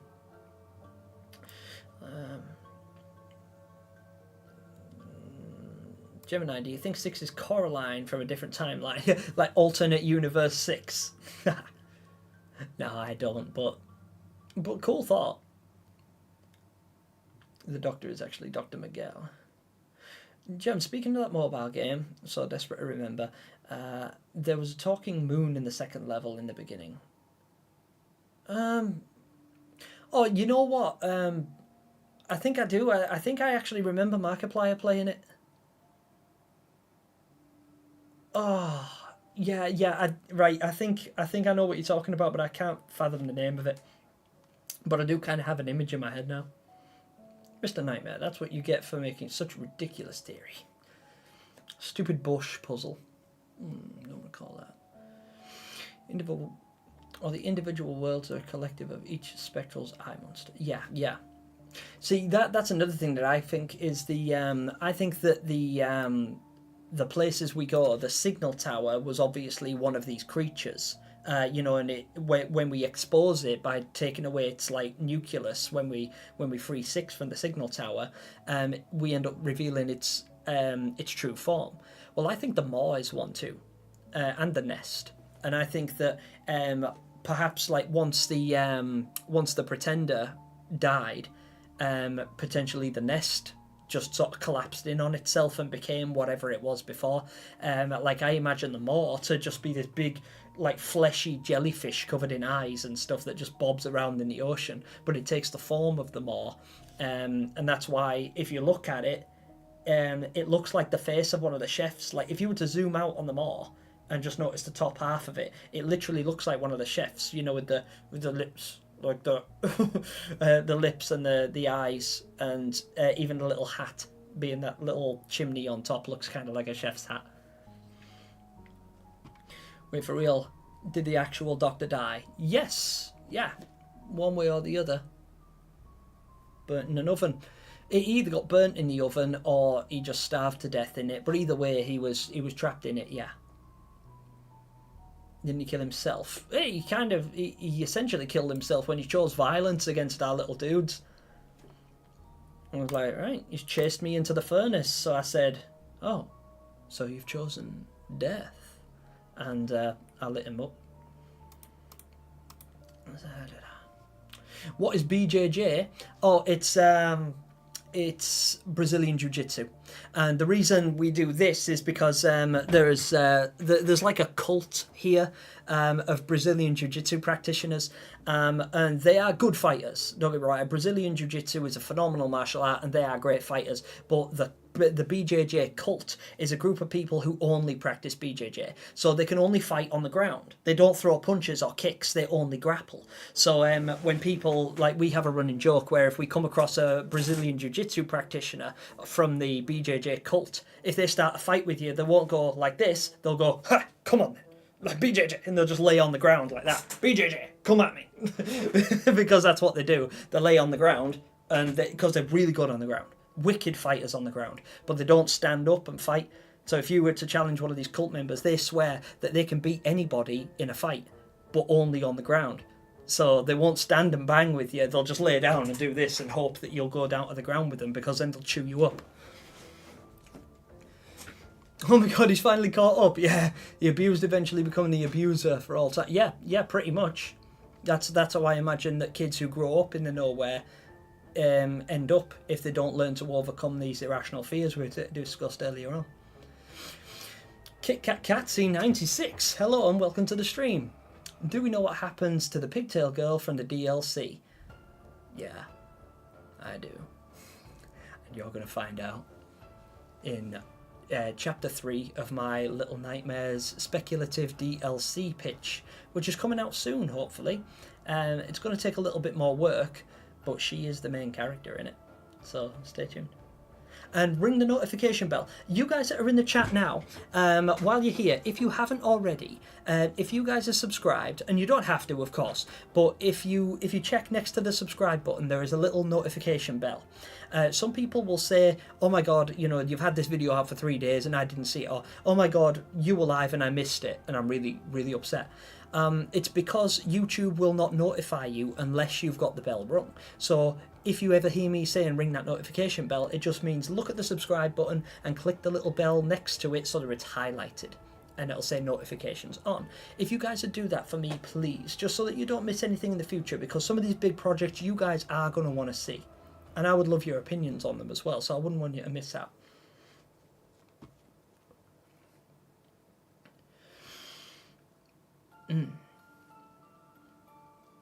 How did you get from the mall to the hospital? That isn't explained. Oh, wait. Sensei, all truly strong people are kind. Yes, Sensei is absolutely right. Because if you are weak and incapable of violence, like if you're incapable of doing any damage, then choosing not to do damage, you're not choosing not to do damage. Like, for instance, me. I could choose to be kind. If I catch a butterfly lands on my hand, I am perfectly capable of crushing that butterfly. But I can choose not to. I'm capable of it, but I can choose kindness. And being truly strong means that I can choose kindness. I'm capable of the violence, but I choose to go against it. And if you choose to go against a violent tendency and choose instead to be kind, then you are a strong person. But weak people who are violent, they're not kind. If they choose not to fight you, it's because they're weak, not kind. In most circumstances. I don't want to generalize there, but the general consensus. Somebody wrote that a lot better than I've just said it before, but it's a philosophy that I do believe. You have to be capable of dealing damage. You have to be capable of great violence in order to be able to have the capacity to be kind. Poor Gemini. I know, I'm sweating, I'm struggling. But yeah, but I'm trying to keep up with you guys, I promise. That's another reason why I'm grateful for it, being a Monday, because there's 30 of you guys in here right now, which is fine. You know, that's it's a quieter day than normal, but that's totally cool because it means I can at least keep up to a degree. Wise words from Mr. Mushashi. Big Nightmare just joined. Hello everyone. Hello Big Nightmare. Sorry it took so long to get down. I'm way behind on the comments as always, but if you're still here, hello there. Wrong emoji. Whoops. Oh, yeah. We got Big Nightmare. Yes, we do. Gemini, have you ever fight someone in school? Yeah, quite a lot. I couldn't even name them all. But in fact, most of my fights took place outside of school.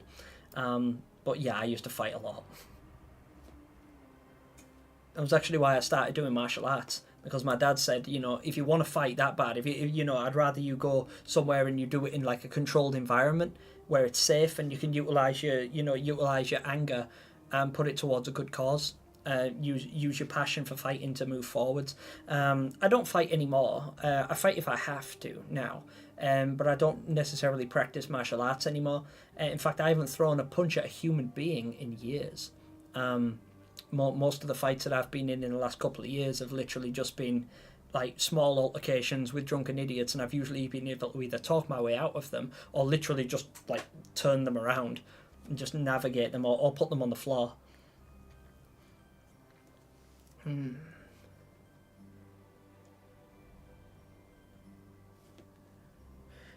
Gemini, what is your favourite rap artist? I like Eminem and I like Tom McDonald. I think I honestly think that them two are the best rappers on earth. But I'm not super privy to rap either. I do like rap, but I'm not.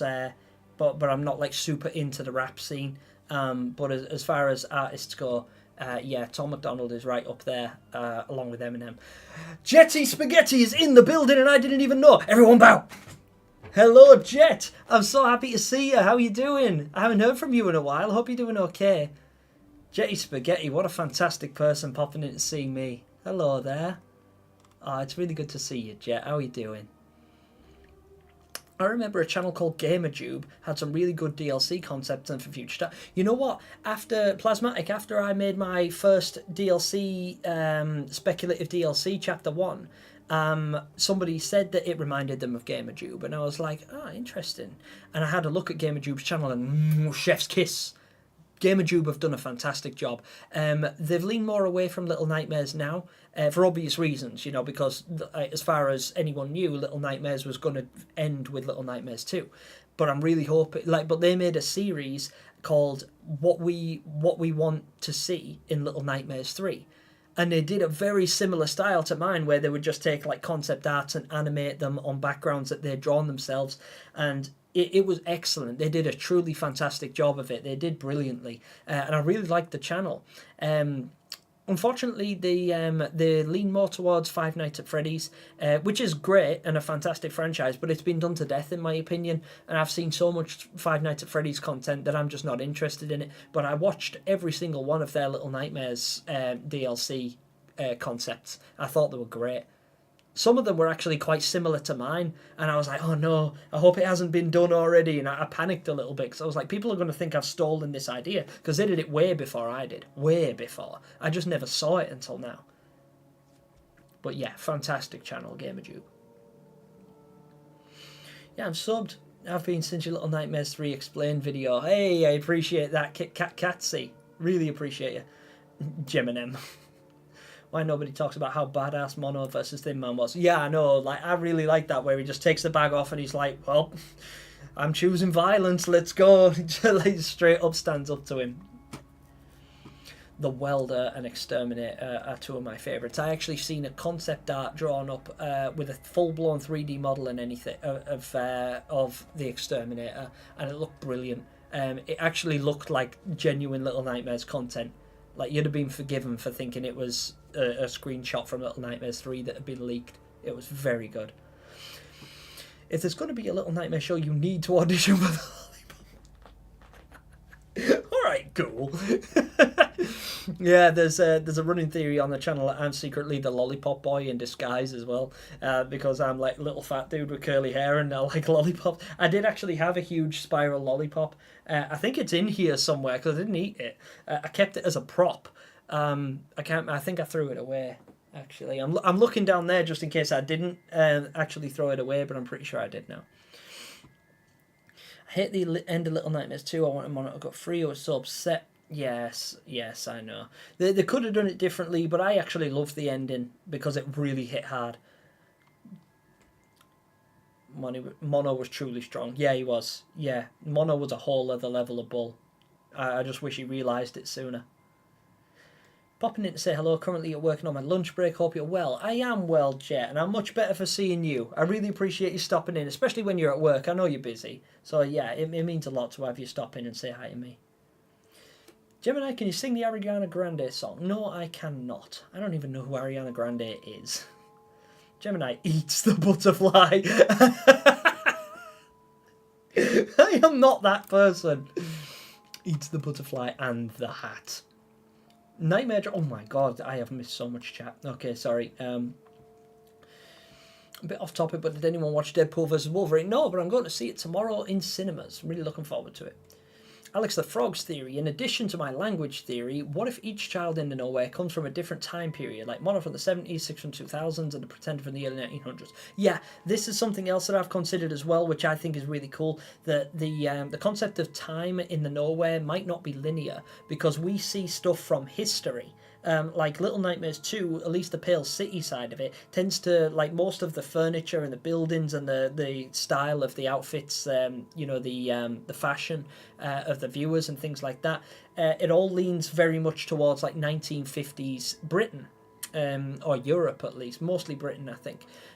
Because they're all stuff that I recognise from way back when in museums of mine. Even the school, in fact, especially the school, has that aesthetic about it. But the mall doesn't. The mall has more like a like dynasty period Japan feel to it, I think, especially the restaurant.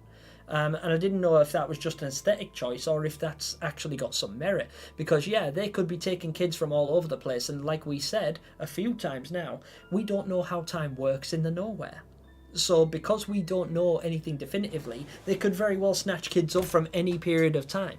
That might be why they're all so different. You know, their styles are so different and everything. It also makes me wonder when Little Nightmares 3 will take place and what time period Lo and Alone could come from, because Lo straight up looks like a cave person. You know, because he's been in the Nowhere for so long, his clothes are all raggedy, and he's got his like handmade weapon and things like that. Even going so far as to wear a skull on his head, which I think is more like a paper mache mask. Like you get like a ball or something, like a masquerade ball or something like that. But you get what I mean. He doesn't look quite as modern as Six in a bright yellow raincoat, or even Mono in his long like trench coat, his coattails.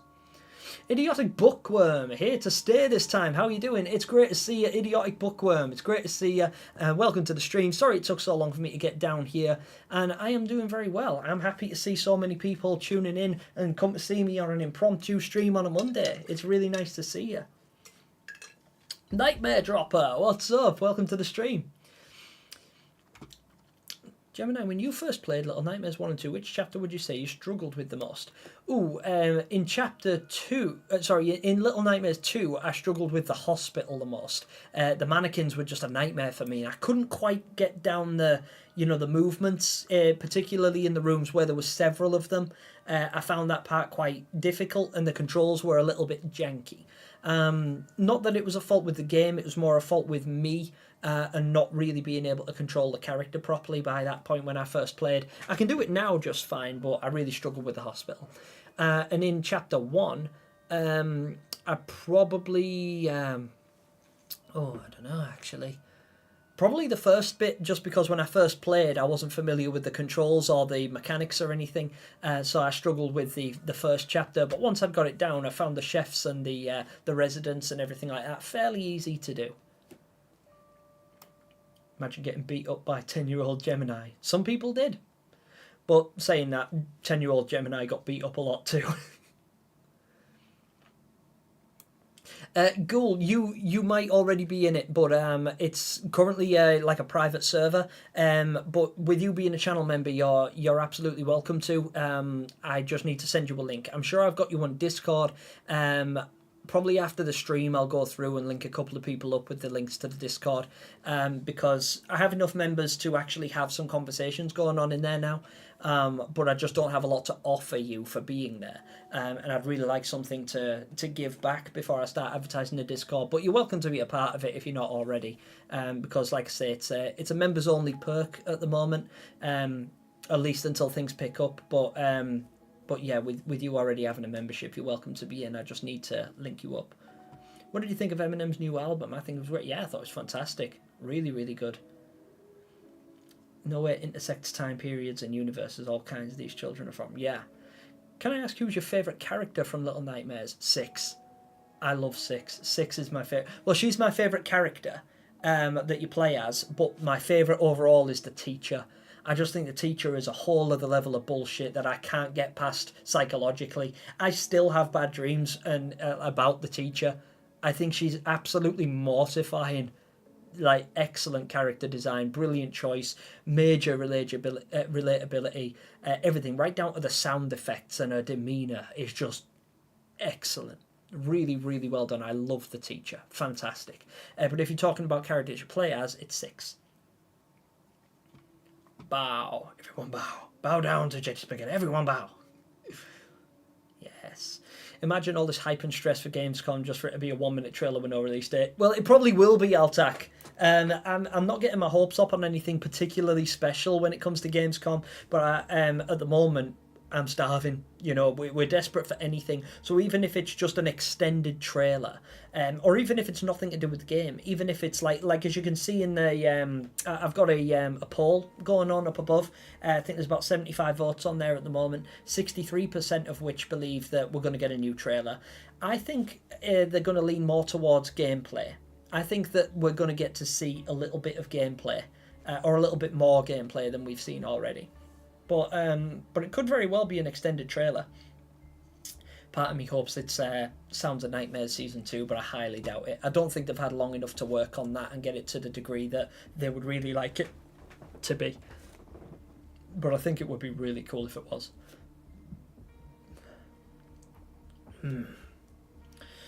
Parlay.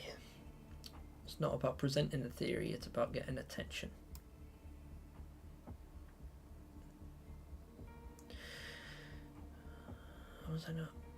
How was I not alerted about a Discord server? Because I don't discuss it. I follow. I don't really talk about it because I'm not super active on Discord. Because with me being on Discord, I get a lot of messages. And with me working so much, I tend to let them build up. So like if I was to put my phone down, leave it for like 3 or 4 hours while I'm at work, and then on my break I'll pick it up, I'll have like 80 messages. And it's really hard to respond to everyone, and I feel like a bit of a dick if I'm just sitting there ignoring people who actively want to talk to me. So I was intended to create the Discord server, but have it be a members only Discord, so that people who pay for a membership actually have the perk of getting like first dibs. So, you know, I'll have a priority list of people that I can respond to, but it won't be so wild that I can't possibly keep up with it and therefore can't uphold my end of the deal. So I don't really advertise it because the only way to get in at the moment, at least, is to be a channel member. And I feel a bit bad because in order to get in to the Discord server, you've got to be a channel member, which you've got to pay for. And being on the Discord doesn't have any perks other than you can talk to me. So that for me isn't really a major selling point. I'd like to be able to give you something more. In fact, something that I do intend to do when it comes to having the Discord fully up and running, when there's more members and a lot more activity and stuff, will be free entry for members to giveaways. Because you guys will have seen me do giveaways before, where I give away copies of the game, or I gave away one of these. So that statue there, the 6 and Mono one. In fact, let me bring it up and show you for those of you guys that didn't catch my video. So this right here is the 6 and Mono diorama, and it's absolute gold. It's incredible. You know, the physics, the dynamics, the dimensions of it are excellent. And when it came out, I bought 2 of them, and I gave one away to a channel member. Well, not a channel member. It was somebody that won the competition.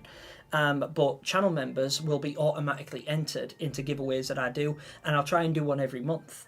So I'll give away something like this, you know, probably not to this degree, because this was like £200, and I am broke. And right now my priorities are elsewhere when it comes to money. But yeah, that's what I do. And the reason you haven't heard of the Discord server is because I don't ever promote it, because there's just nothing for you there at the moment, other than like having a conversation with me.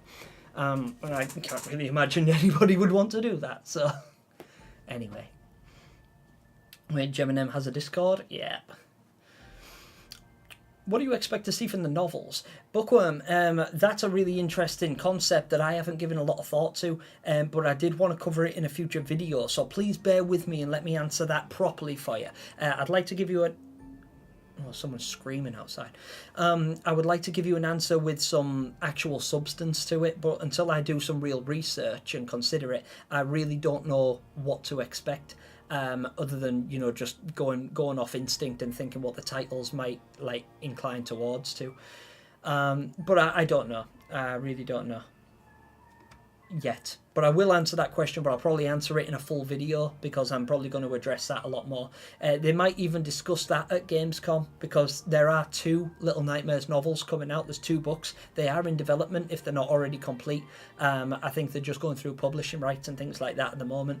I tried to pre-order them because I found them on a particular website that I can't remember the name of. I've got it bookmarked somewhere, but they're not even available for pre-order just yet. They don't have a blurb. They don't have a cover. Literally all they have is a title, and that's it. So it's really hard to say what we can expect to see from them. But I do intend to do a lot more research, and I will answer that question properly for you in time, I promise.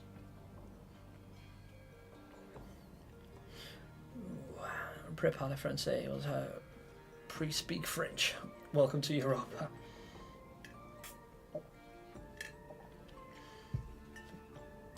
Have no fear, Mr. Tibbs is here. Hello, Mr. Tibbs. How are you, my brother? It's great to see you in the stream. I wasn't expecting you would make it. I figured you'd be busy at work or with the wife. Gemma, I'm sorry, lol. But was there a window puzzle in the first level? I think she used... I don't know.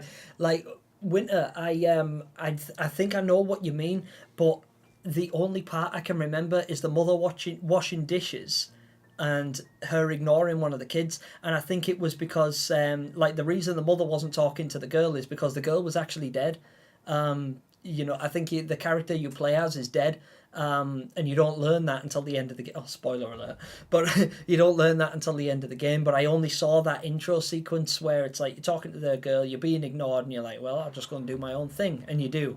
But slowly throughout the game, you find out that your character is actually deceased, and you're a ghost. But you didn't know you were dead at the beginning.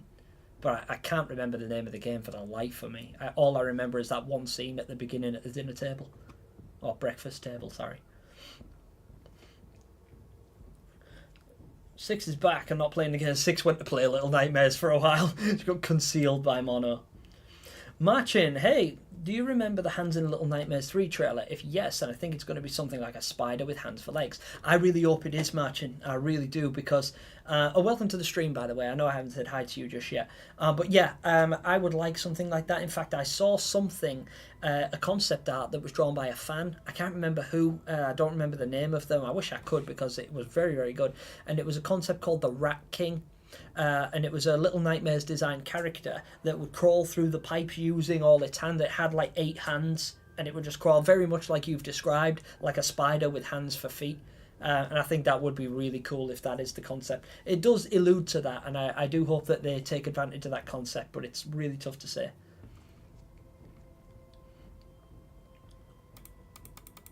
Ooh. Oh, let me watch some Google. I won't be able to join George's Gamescom stream because I promised to watch Gamescom with a friend. Say hi to him. Yeah, of course, cool, no problem. I'll mention that you said hi. Even if you just get a chance to stop in and say hi to George and everything like that, because he's going to be going out of his way to stream Gamescom, which is why I'm not going to be streaming it. I'm just going to watch it through George's channel instead, because I would love to see George's immediate reaction as well, because I feel like it'll be quite similar to mine. And there's no point in like dividing the fan base, because like any fan of mine is a fan of George pretty much. So if you're going to watch Gamescom with me, you might as well. I will be there. I'll be in the chat and I'll say hi to you guys and chill out and everything. But I just want to see George. I want to let George roll with it because he's the man. I'm really interested to see his reaction to whatever's revealed. I will be addressing it in a live stream the following day if you guys want to catch up with me and discuss it. But yeah, I'll be watching it through Jord. I'll tell him you said hi though, cool, no problem. I'd like ferryman sightings like in the background, like how the G-Man is frequently seen. Yeah, I'd love that for him to just like randomly make an appearance, or like, you know, you walk past the doorway and he's just stood in it. and then you come back. Like if you double back, he's gone. Or maybe like you, I don't know, you fall down into a room and he's in the mirror, and then when your character stands up and turns around, he's gone, or something like that. I'd love that. They can make him a really haunting, ethereal character, showing that he's always watching. Yeah, exactly. Depends on where you are in the UK. I'm from Kent. Hey, I didn't know you were from England, Kit Kat. I'm from England also. Sucks, doesn't it? Apostolos Mavidis. I hope I said your name right. I highly doubt I did, but hello there and welcome to the stream. It's great to see you. How are you?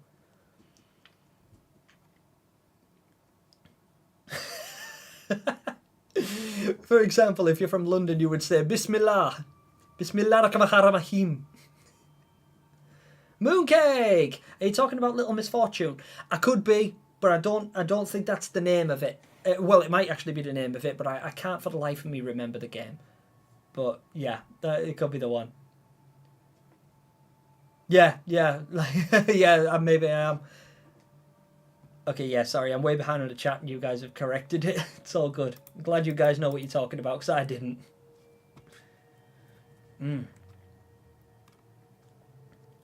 Gemini, can you say all wool walls? Yes, all wool walls. All wool walls. You think I'm from London? I think I talk with an accent. It depends what part of London you're from. So like, you'll get your people, they call them Cockneys. They talk like that all the time. Cockney rhyming slang. Slur the words a little bit as well, like they've always been drinking. And then you get your roadmen. Roadmen, I talk like that, yeah? You know what I'm saying? You get me, fam? Talking to me, blood. You see you, yeah? Yeah, London's a weird place because there's like 8 different accents in London. It all depends on like whereabouts you were raised and who you were raised around. Walking like a little boy, innit? I'm on it, innit? You're not on it, I'm on it, innit? If you were on it, I'm on it, you be on it, innit? Me, you're not on it, I'm on it, because I'm in it to win it, so whatever you've written, you should bin it, innit? Innit? What a word. You can literally put in it with anything. Backflip. Yo, Gemini.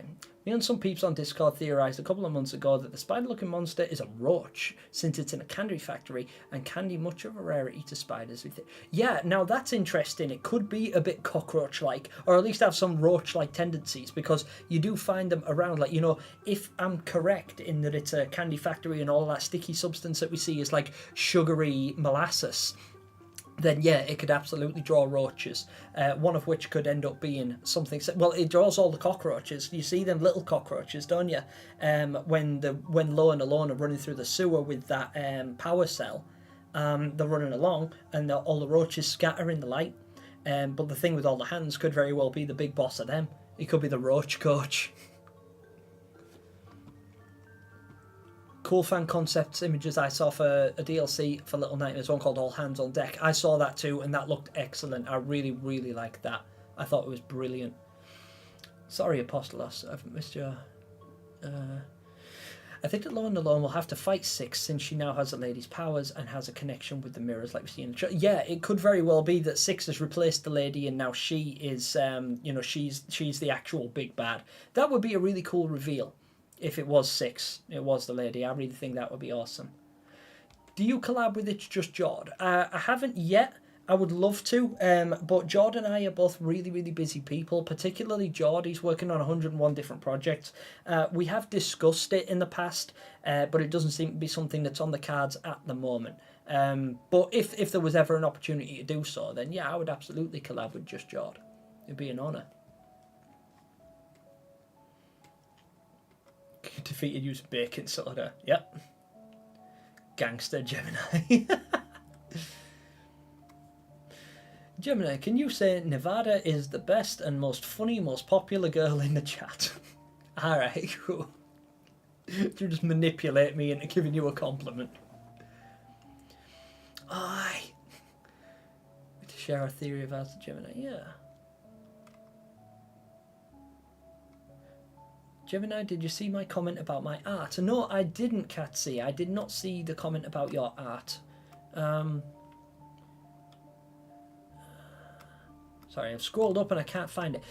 Just comment again for me, Catsy, because I missed that and I feel useless for it. But if I go back, if I scroll up the chat, I'll start going backwards and I'll get even further behind. And I am going to wrap this up in about 10-15 minutes. So I don't want to make you guys wait on me. But yeah, if you want to talk about your art, please do, because I'm a big fan of artwork. I really enjoy looking at people's art, particularly when it pertains to Little Nightmares. What the hell's going on anymore? Birmingham accent seems strong. Not from Birmingham. I like people from Birmingham because they're always so sleepy. Sounds like they're always really, really tired. Yeah, it is. But most accents in the UK are really strong. That's what's really peculiar about the UK is even though it's a really small place, there's so many accents and it can change from town to town. And towns in the UK can be as little as like 20 miles apart. But the accent can go from like very posh and very British and very London all the way up to Scottish and you can barely understand what they're saying. They talk really, really fast as well. And they're not that far apart, you know.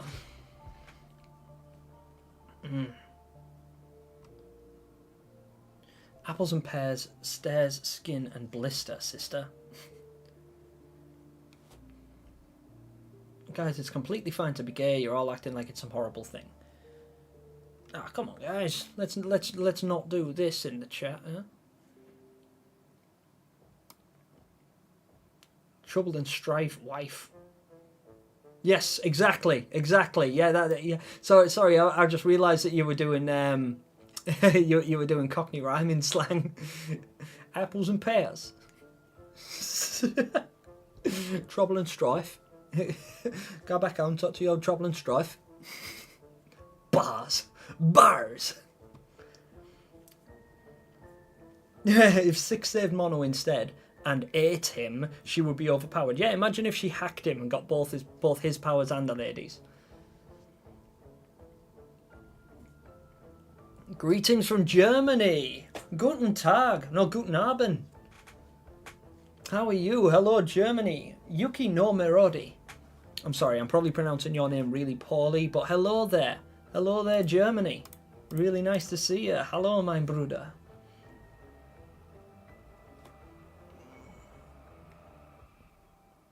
What if it's a centipede? Ooh, human centipede. Yeah, that'd be sick.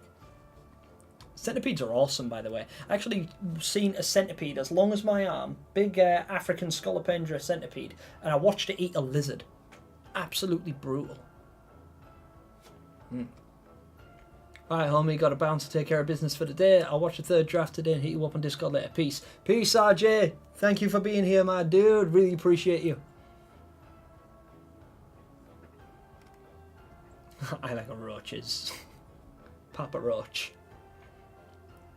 In one of your videos, you said the mall's a good place for Six to stay, but I think the writers made it straight in the end that Six is going somewhere else. Like, as soon as she gets powers, it straight up went outside. Like, she obviously not outside for a cool breeze. Yeah, exactly. That's absolutely a possibility as well, because she's standing outside the mall when we see her finish the game. She leaves, and then you hear, as the credits roll, you hear a foghorn in the distance, like the horn of a ship. So it does sort of allude to the fact that she's leaving. So it could very well be that she gets off the mall and just abandons it. And maybe that's why we find it crashed. Like, if we do get to explore it in Little Nightmares 3, it could be that the vessel crashed and ended up beached because it didn't have a captain. There was no one on board because Six took the souls of everyone on there and then left. So that's absolutely a possibility, Sensei. You're absolutely right. But without confirmation from the developers, we're not sure. But it's definitely a good theory. Hi, Mooncake. Hello. Is anybody there? Gemini, can you play House on a channel? I love that game and it's very underrated. I'd consider it. Yeah, I don't mind playing random games and stuff like that. If there's anything that you guys think I'd enjoy, then please let me know. You guys suggested Inscription to me a while ago, and that's a brilliant game. Really, really liked it. Does anyone know if there's going to be a season 2 of The Sounds of Nightmares? I hope there is. I don't see it being anytime soon, but there could be. It could be. But I just don't think it'll be something that we get like this year, not even next year. I feel like it's a kind of project that will take a long time to develop, and even longer to perfect. Hi, Ruth. Gemini, do you think Little Nightmares 3 will be the worst in the series? Also, what would your ranking be? Very Little Nightmares included. Right now, it would be Very Little Nightmares 2, then Very Little Nightmares 2. Hey, that'd be cool. Never considered that. What if we get another mobile game? That'd be dope. I just thought of something cool. Bandai, hit me up. Yeah, Little Nightmares 2, Little Nightmares, Very Little Nightmares, in that order. Until we play 3, I don't know. It's hard to say if it'll be the worst in the franchise. In fact, I don't even like saying that one of them is the worst. So Very Little Nightmares is the last one on my list. So that, I guess that to me technically makes it the worst in the franchise. But we're talking about the worst of one of my favourite things ever. So it's like, I don't know, it's like eating a packet of, I don't know, a packet of sweets. And, you know, you get one of them and it's the worst one because it's slightly melted. But it's still chocolate. It's still delicious, you know. Very Little Nightmares is still absolute gold. But it's really hard to say. I think that it does run the risk of being considered the worst one because they're late to the game. But it depends on how well they manage to execute what they're doing at the moment, whether or not they can replicate what what they did with Little Nightmares 2. Oh, a lot of love in the chat for me at the moment. I really appreciate that. That's nice. I'm gonna drop you guys a love heart back. There you go. Gemini, can we get a day in the life video? Yeah, if you want to see me sit here and watch YouTube videos all day, because I couldn't much record while I'm at work. I mean, I could actually. You know what? It's something I considered a while ago. Is like if I got like 10,000 subscribers, I would do like a day in the life video and just show you how I live. You know, give you a tour of my office, my house. Maybe take you guys around the town, show you where I work and stuff like that. You know, just random stuff. I think it could be fun. But yeah. So potentially, that I might do that. Nightmare. Also, I am pretty close to 7,000 subscribers, and I would really like to be there by the time I do my giveaway next month. So you guys who aren't already, drop me a thumbs up on this video because it really helps me with the algorithm and everything. Subscribe if you haven't already and hit the notification bell because that's going to help me reach those figures faster, and the faster I get there, the more likely I am to do more giveaways in the future. For those of you guys that enjoy them. I've drawn a picture of Mono and Six together and I'm very proud of it. I'd love to show you if you're interested. I have it for sale on eBay. My eBay name is the same as my YouTube name. KitKatCat96. I'm going to take a note of that.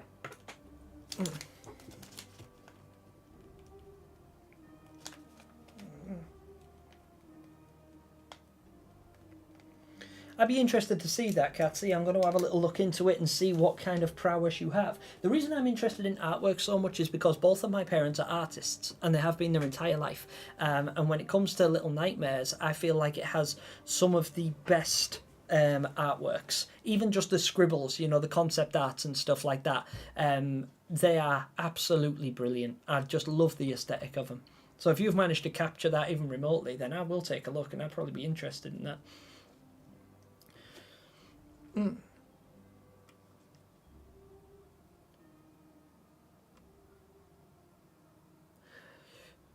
Gemini, making a Scandinavian accent is something else. Yeah, I don't even think I could do a Scandinavian accent. Gemini, do you like Pokemon? Yes, I do like Pokemon. But I'm from that era where I only ever played like the OG Pokemon games. So I played Red, Blue, Green, Yellow, then Silver and Gold, Ruby and Sapphire. I think I bought Fire Red, but I didn't finish it. Yeah, that's about as far as I got. Oh, I had Platinum. I think I had Platinum as well. But I sort of just stopped playing Pokemon because it just seemed to be, I don't know, it's too expansive now. I found it really hard to keep up. Like even now I can name the first, like the original 151 Pokemon, but I get lost after that. and it just became too hard to follow for me. I had too many other interests. But yeah, I do like Pokemon. Pokemon actually got me into anime in the first place. You should prop for Gemini blog. 6.9 subs. Yeah, I know. Nearly there, though. Nearly there.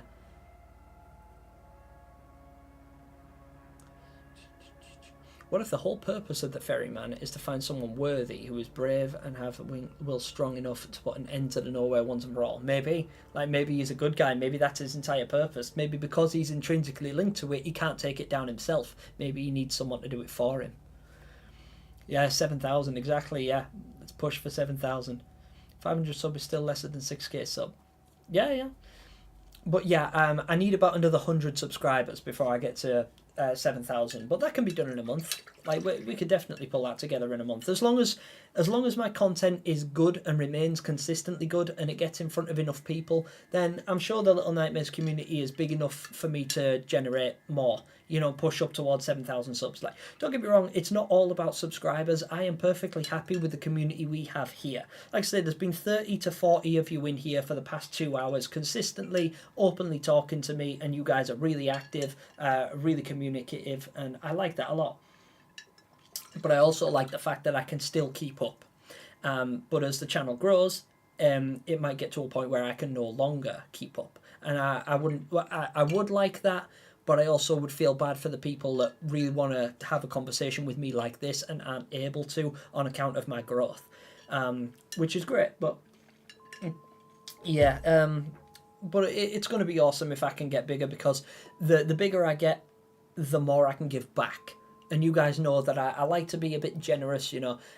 I'll do charity live streams every now and again whenever I can. That's been a bit difficult recently because money's kind of tight and my mum's not very well. So I'm trying to take, like, all of my extra money at the moment is going into taking care of my mum, who's very sick. So I haven't been able to do a charity live stream this month, or last month, for instance. But I will be doing a giveaway for you guys next month after Gamescom. I'm going to be giving away a copy of Little Nightmares 3 when it comes out.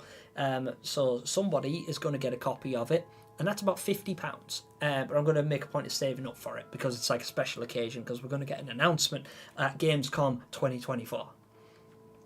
Hey, look, an Apple. Road to 10k. Yeah, road to 10k. We're looking for that elusive 5-figure tag. I can't wait. It's really exciting. It's really exciting because I love the growth on the channel. It's great to see that so many people enjoy it. Like, even just looking at the poll, like 80 of you guys have voted on that poll at the moment. In fact, if you haven't already voted on the poll, please do it now, because in about a minute I'm probably going to call it off and then discuss that a little. But I'm just going to read a few more comments. Gemini, you said that RG might be Cece and that she survived and was turned into a gnome. If that's true and the lady turned her into a gnome, why are there pictures with the lady and her? Because I think that she was on the moor before she became a gnome. What I think is she was on the moor and then she escaped. She escaped from the moor one time already. That's why she already knew where to go. That's why she knew the escape route when we come across her in the Depths DLC for Little Nightmares 1 as a runaway kid. I think that she already escaped and she ended up on the nest. She went to the nest, you know, she had the raincoat because we see a picture of her in the raincoat in the ladies' quarters. So I think she had the raincoat, she escaped from the moor and ran away, ended up on the nest. Then she fell. So she did the whole adventure of the nest, fought with the pretender, fell into the ocean, lost the raincoat but survived and was picked up by the moor, so drifted back to the moor. So brought her back on board, and that's why when we find her again, she's no longer wearing the raincoat and she looks all like decrepit and dishevelled and messed up and everything like that. But it is the same girl, the same character model that you see wearing the raincoat. And then at this point, she's brought back to the prison, manages to escape. We find her as a runaway kid. She's holding the flashlight, and then she gets captured by the lady, who then decides, you know what, I've had enough of you. All you try and do is escape. Gnome. And she just turns her into a gnome. That's the series of events. That's how I think it took place. I break that down a lot better in the video, in the flashlight theory video. I have a video for those of you guys that don't know what I was just talking about.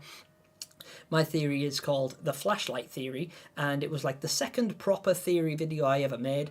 And it does have a couple of plot holes and things like that, but it's speculation. All theories have them. If you guys can spot anything wrong with my theory, please feel free to drop it in the comments of that video, because I'd be happy to read them. I don't mind being wrong. In fact, if I get called out on something, that's actually good, because it shows that there is still room for observation, and there always is, because it's until it's actually confirmed by the developers of Little Nightmares, then it's all up in the air. I could be absolutely right, but I could be dead wrong, and nobody's at fault for telling me that. So yeah, have a little watch of that if you guys are interested.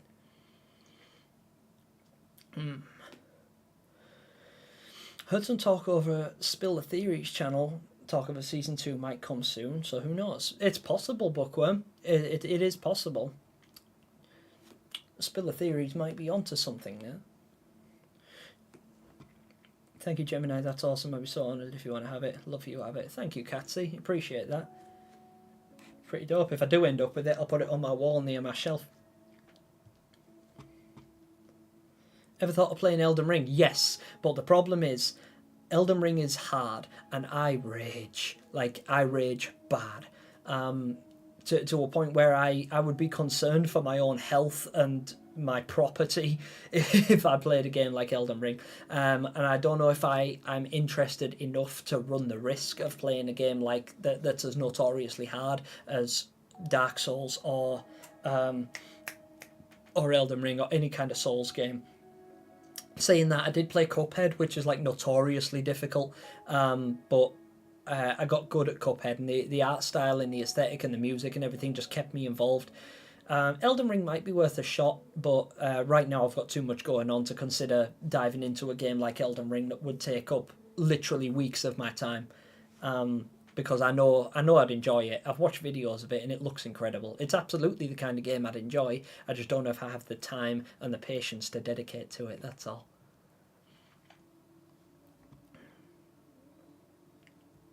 Apostolos got a point. Gemini, can you talk like an artistic person? How do artistic people talk? Because my parents are both artists, and they sound common as muck. They sound kind of like me, but less refined. Time to turn donations on. Yeah, well, that's always an option. Like, if people want to make donations, that is absolutely fine. I'm super grateful for them, but the reason I don't encourage donations in videos where I'm not doing a charity stream is because any money that you donate will literally end up in my pocket.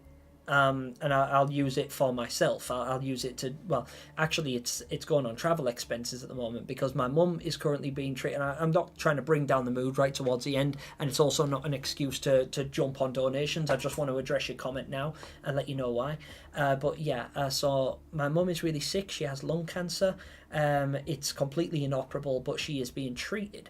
The issue is that she has to travel for treatment over the course of a month. Every single day she's going to have to be staying in another town, which means she's either going to have to travel there every day on a commute, which is going to cost money on the train or the bus, or she's going to have to stay in a hotel, which is going to cost money.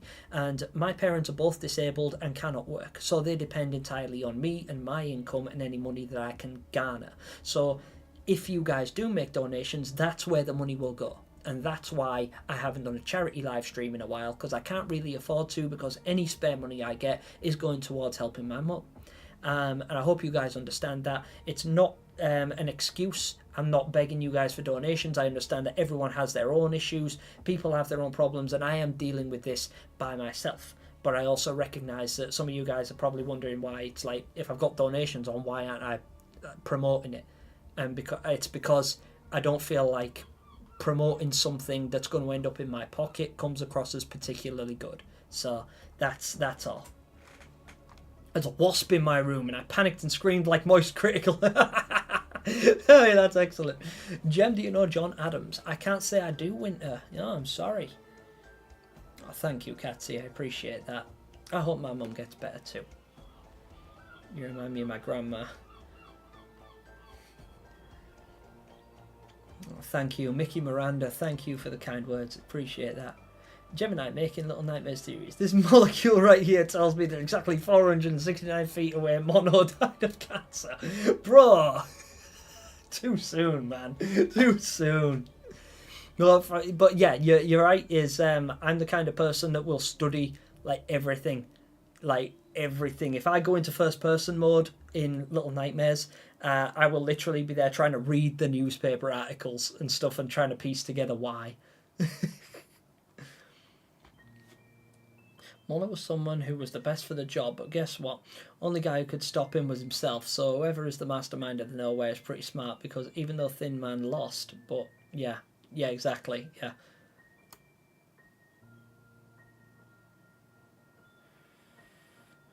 My phone is a 6 and I don't have a charger.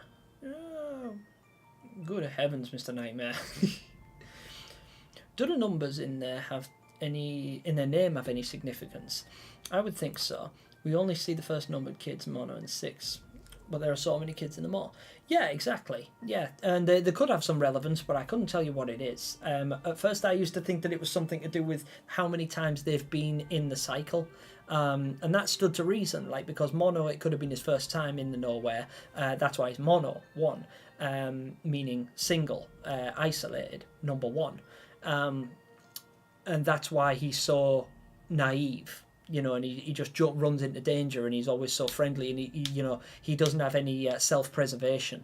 He's always thinking about somebody else. He's always single-mindedly trying to rescue 6. 6, on the other hand, has been through 6 of these cycles, and she knows how it goes. So it's just, she's rough and ready and privy to everything. But then we got Low and Alone and other kids with other names, and my number theory sort of like got lost to the wind, because I'm like, well, it doesn't make sense, because then what number is Low, what number is Alone, how many times have they been through it, so yeah, it stopped making sense. I do think there's relevance to the numbered names, but I don't know what it is. Resident Evil? Yes, I do. Winter, I love Resident Evil. I am obsessed with it. I think it's excellent. I've played pretty much all of the games. I played a lot of them on the channel as well, which you can go ahead and watch if you want to. Yeah, I think Resident Evil is absolutely fantastic. One of my favourite franchises of all time, and one of the first horror games I ever played in my life. Swerve, Elden Ring is great. I rage so hard. Yeah, I would too. I would too.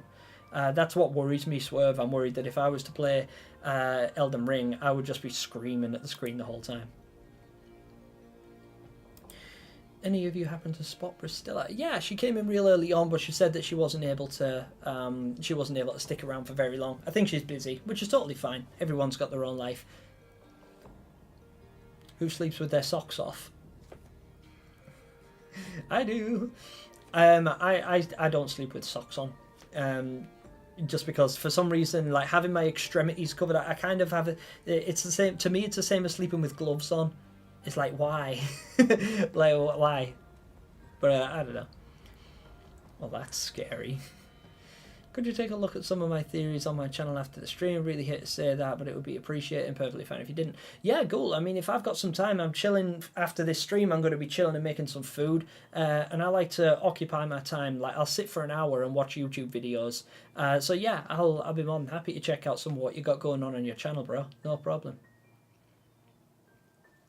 If you don't subscribe, Gemini will appear in your room tonight and steal all of your money and Little Nightmares merch. Yeah, like that's the thing. If I was ever to break into your house, I wouldn't take your money. I would just... But if you've got Little Nightmares merch, that's coming with me. I don't even care if I've already got it.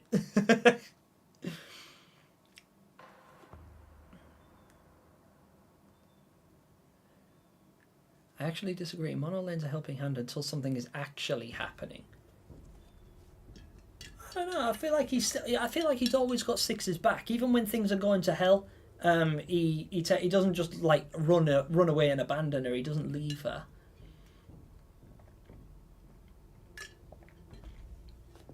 The ones who are fully clothed, like the lollipop kid, might have just passed out. Yeah, or just poofed into the nowhere. That's the way I see it. I think that because they go to the nowhere in their sleep, when you see kids that are in the nowhere that are fully clothed, it could be that they were like really sick already in real life, like Noon. Like Noon was already sick, but you find a lot of these kids have no shoes, but Lollipop Kid is fully dressed. So it could be that he like suffered, I don't know, maybe he ate too many lollipops and he suffered a cardiac arrest. He passed out and was taken to the nowhere. I imagine that's why, because they tend to be like, you see a lot of them and they're wearing actual pajamas, like literal pajamas. Some of them are wearing a hospital gown. So they could have, like, Nosebleed Girl, she could have been sleeping in a hospital being treated for some kind of, like, underlying condition when she was taken to the nowhere. I think that's what happens. Mooncake, it just occurred to me that Low and Alone literally are the perfect example of what the Nowhere wants to destroy. Friendship. Mono and Six sort of had it, but the Nowhere was able to... Yeah, exactly. It sort of picked it apart, didn't it? Yeah, like turned them against each other.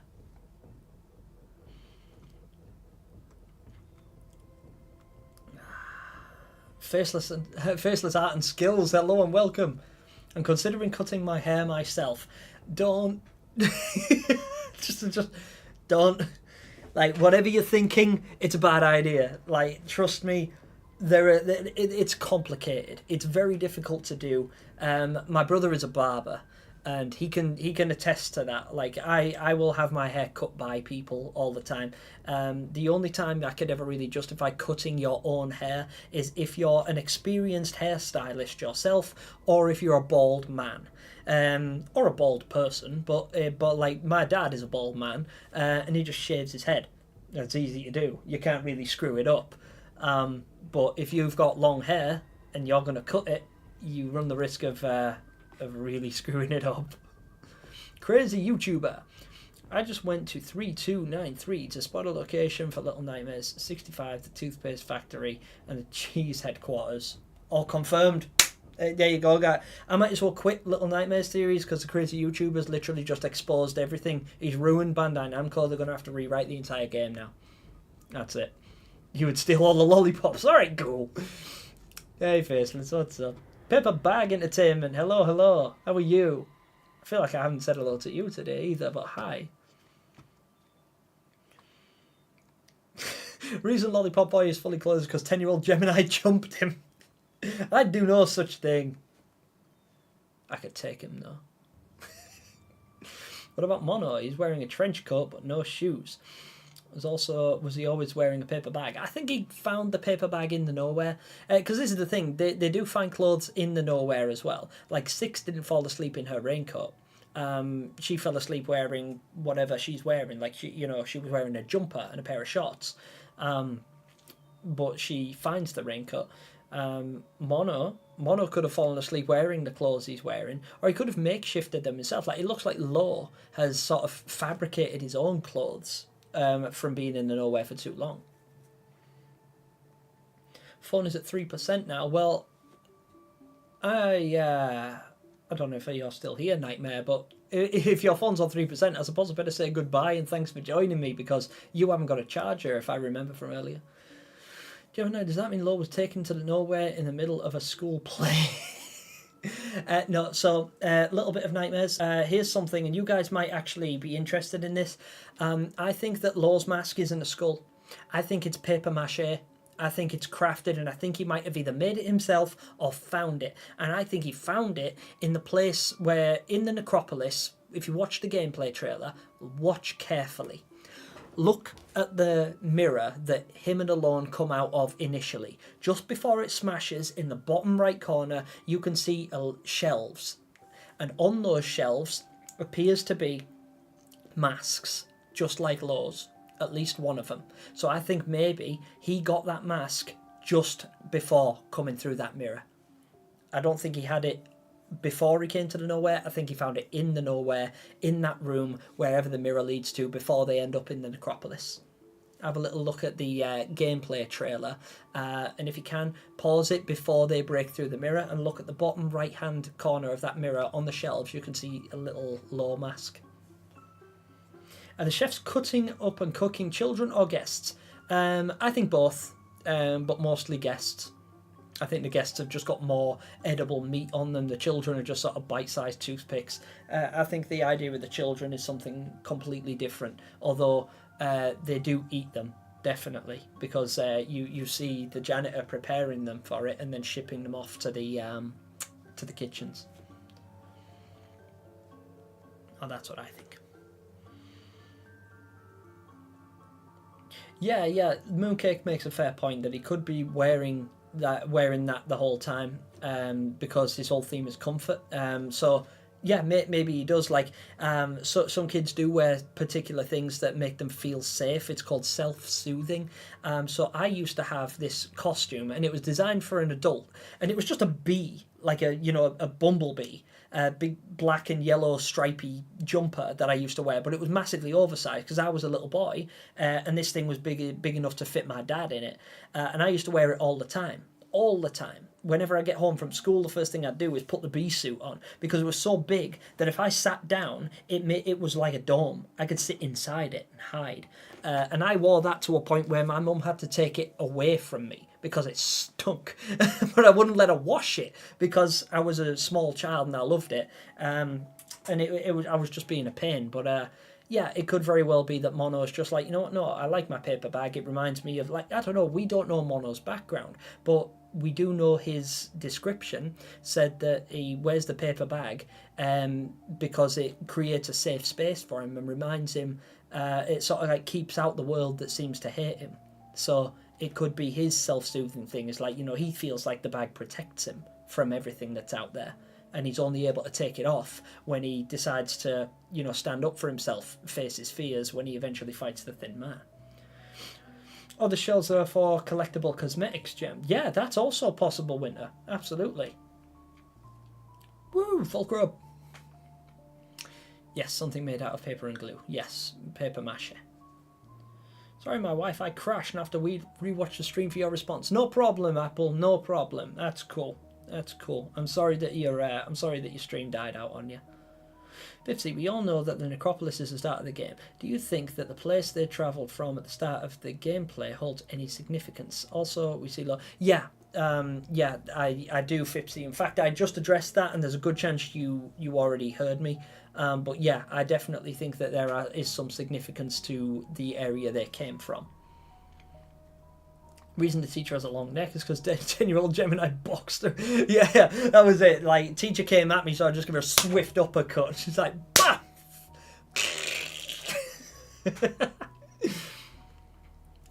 Guys, help!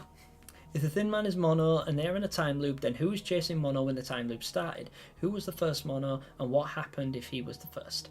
See, this is the question, isn't it? This is the problem. There's a lot of contradictions in the Little Nightmares timeline because it's not linear, so it is really, really difficult. Took the bag off and put a gnome hat on, but I went back to I did. So I liked wearing all the different hats that Mono collects as I collected them because they're fun.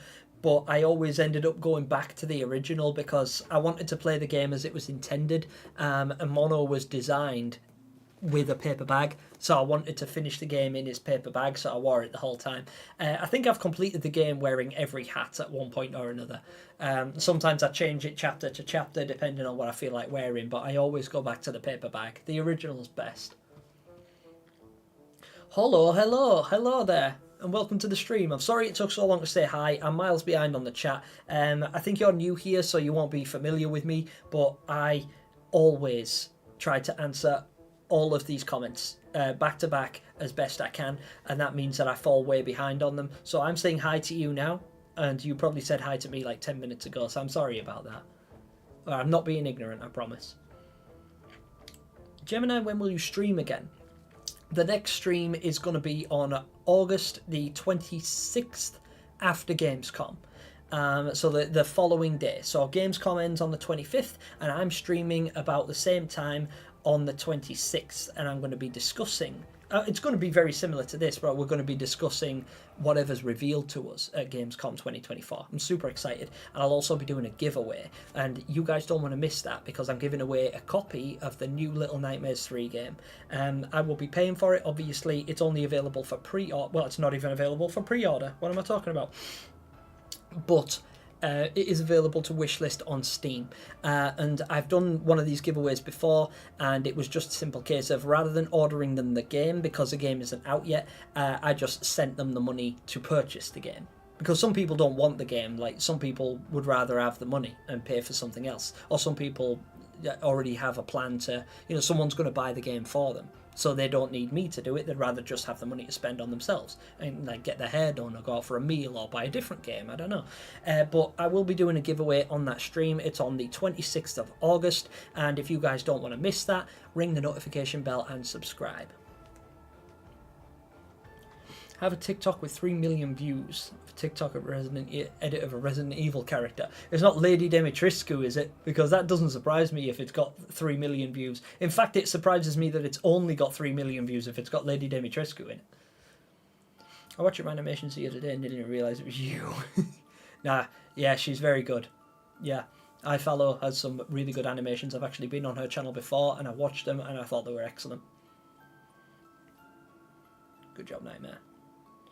Well, the sewers become into Little Nightmares 3, and the trailer with hands coming out, the balloon head thing from Sounds of Nightmares episode 5. Yes, that creature I recognise was invented by It's Just Jawed, and I don't think it's anything to do with Little Nightmares 3.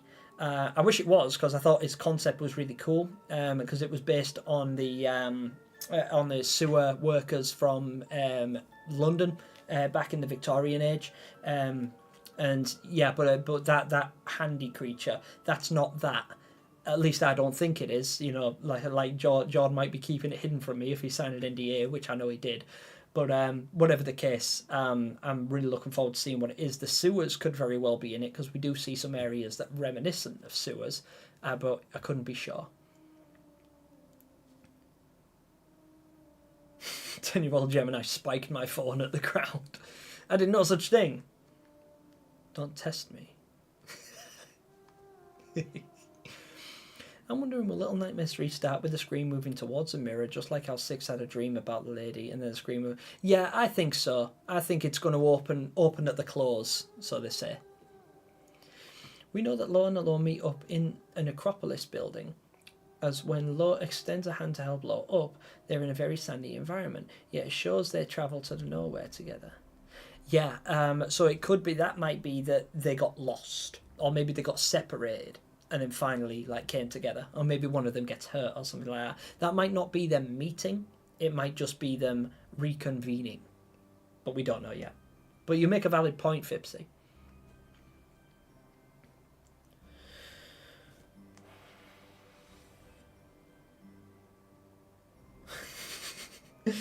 The 10-year-old Gemini travelled forward in time and is holding current Gemini at gunpoint. You know what? I won't tell him anything. I always wondered what would happen if I met my future self.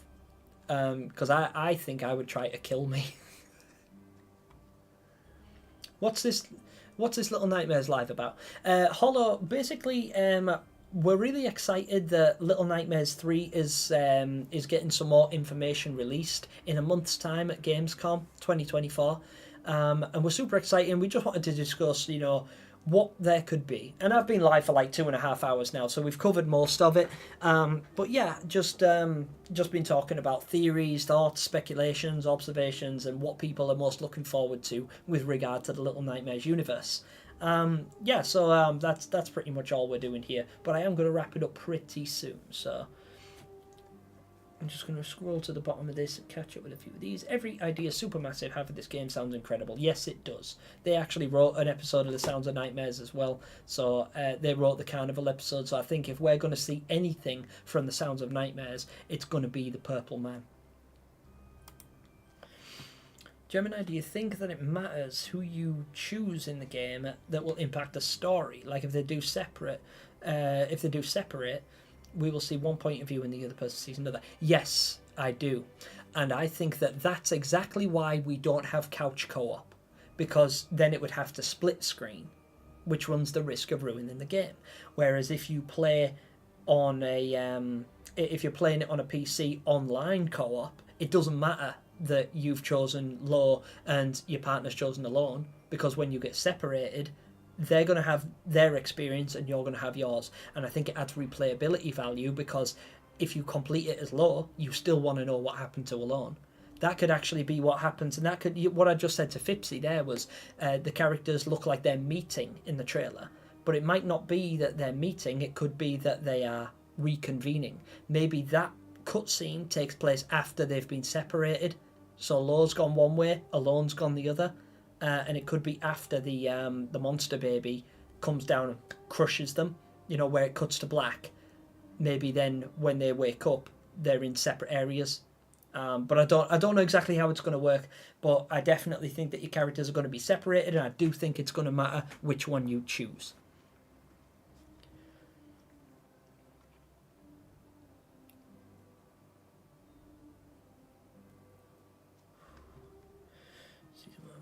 Bye everyone. Do you plan on making a stream during the game thing? Gamescom, no. But Just Jord is going to be streaming it in its entirety on the day. And Just Jord's link is in my channel description. In my video description below. If you scroll down to my Boom Squad members, which are my channel members, Just Jord is down there because he's a fellow YouTuber. So if you click on that and subscribe to him and make sure you ring notifications, then you will be able to watch it with me, because I'm going to be watching it then.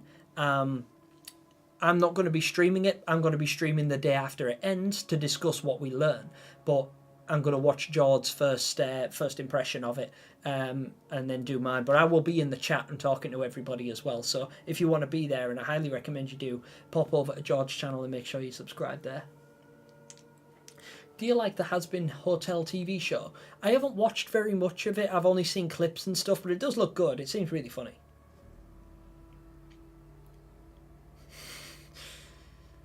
Jem, do you know Prey 2017? Can't say I do, Winter. No, I'm not familiar with that one. Sorry. I have a theory about Mono. Can I share it real quick? Hello, yes, please do. Absolutely. Go ahead and share your theory. How advanced do you think the AI would be? I'm sure each player will have the same amount of work to do with the puzzles and stuff like that. Will a real player have to do all the hard work? I would assume so. I don't think there's going to be, like, there'll be some puzzles that are easier for Law to solve and some puzzles that are easier for Alone to solve. Or at least, like, Alone might just have to hold something while Law is doing all of the shooting and aiming and more complicated tasks. But there might be other ones where Law has to hang on to a lever or something and keep it held down in order to move a platform, and then Alone has to be the one walking around and securing everything into place in a timely manner. So I do think it'll be balanced, and I think the AI will be advanced enough to make that really comfortable and seamless for us, just like Six was in Little Nightmares 2. She was always where she needed to be. She always prompts you when there's interactions to be made. I think that it's because Little Nightmares' 6 AI was excellent. I never really had any complaints about it. I think it glitched out like once, maybe twice, and I've played it literally hundreds of times, so I don't think there's going to be much of a problem. Giving lessons to my friend for how to play Little Nightmares. She's not ready yet, but she will be. She has to be if she wants to take Law. Yeah, absolutely. Got to get her trained up. Gemini, have you been emo? I was kind of emo once upon a time, but it was more like mostly because I just used to wear dark hoodies and ripped jeans, and I used to listen to like emo music, I suppose. But I don't necessarily think it made me emo. I think I just I'm what you call a social chameleon. I fit into pretty much every crowd because I see value in everything. So I can stand with and appreciate goths, emos, chavs, townies, gangsters, rappers. It makes no difference. Rich people, poor people. I really don't care. I feel like everybody has value in one way or another.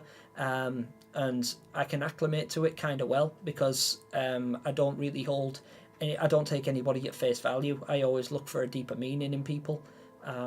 So yeah, I don't really mind.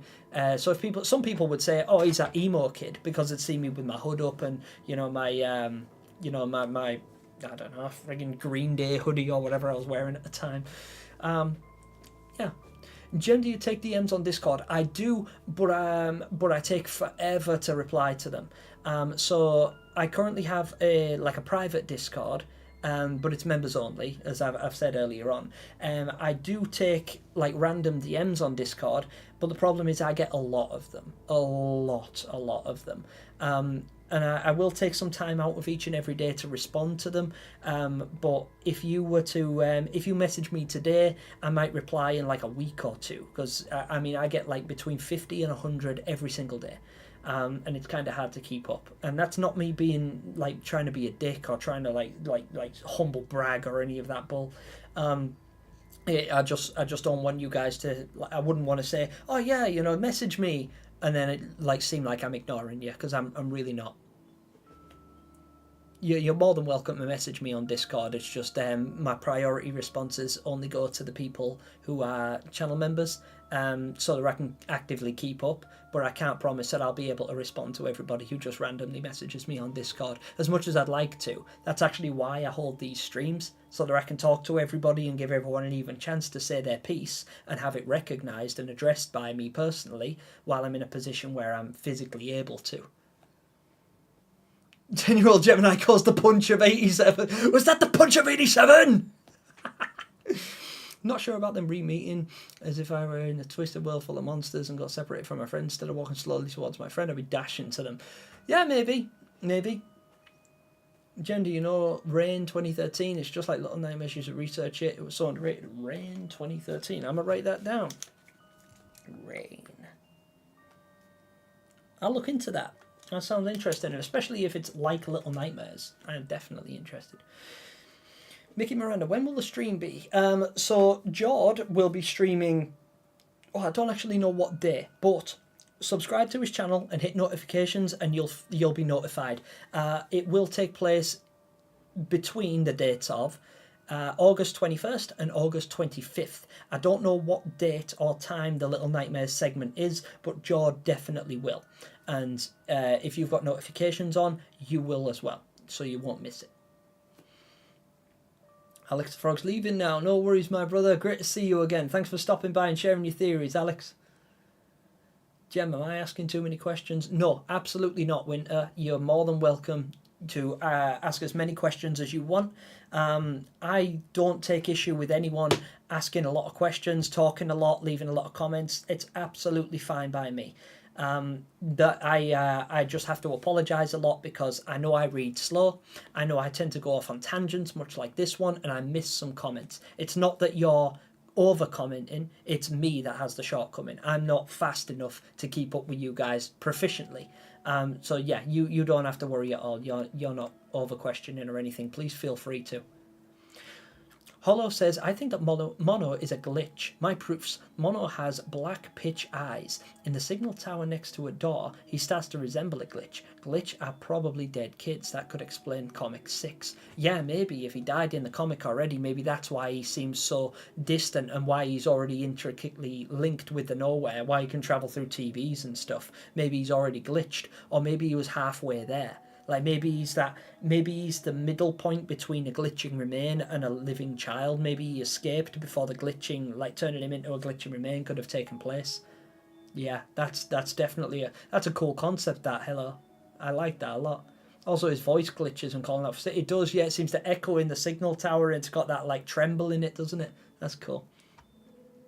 I let my friend pass the hunter on her own. She died like 20 times and I couldn't do it. I have to train her more. I'm returning to the teacher now. Yeah, get your big stick out and just stand there.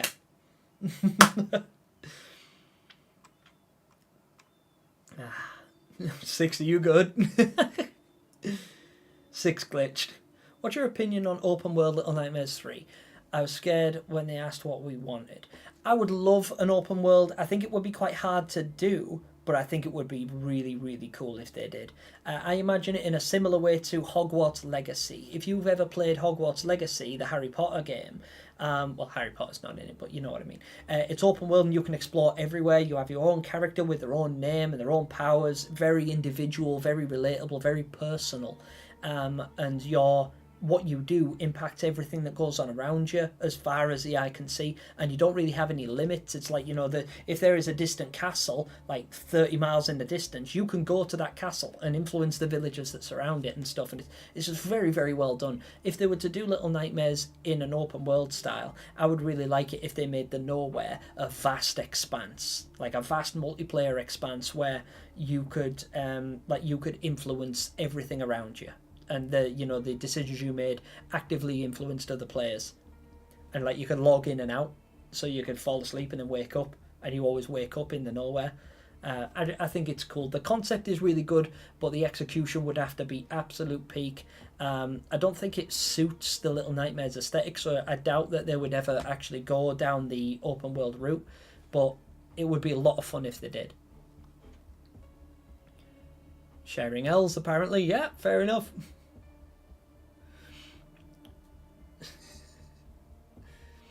All the trailers and announcements are normally in opening night live, which is on the 20th or 21st, I'm pretty sure. Yeah, Ghoul, I think you're right. I think it's I think it starts on the 20th, so I'm going to be tuning in either way. Jordy's going to, he's not going to let me know personally. He's far too busy for that. But I do have notifications turned on for George's channel, so the second it goes live, I'm going to know about it. And I'm going to be logging in. I don't care if I'm at work, I'm watching that stream. Do you think the reason the Nowhere exists, or how Noon and the other kids enter it, is because of the medication Noon took from the water sickness or the need for escapism? I think that the reason the kids, I think the reason the Nowhere exists is because it's brought into being by kids' fears and insecurities. I don't think it was necessarily the medication that made her made her see it. But it could, the medication could definitely influence her condition and make her feel like that, because her isolation, being pulled away from her family and experimented on and constantly lied to and deceived and everything, can make her feel really insecure and alone. So you'll notice that she's, in most of her things, in most of the episodes, she's like trying to connect with her past. The things she used to love, the toys she used to play with, the clothes she used to wear, the jewellery she always wanted in the mall, the friends that she meets and how badly she tries to cling to them, the relationships she tries to maintain and fails. She's always looking for that, and it's like she's always fighting against this fear. And I think it's like that they did a really good way of bringing those fears to life conceptually. I think that the Nowhere exists because the fear exists, like the developers said. It's a bit hard to explain, but I feel like I don't feel like it was anything to do with the virus or the medication for the virus specifically. I think that's just the main reason why Noon was so vulnerable to the Nowhere's influence, because she is a very dire person. Yeah, Hogwarts Legacy is chef's kiss.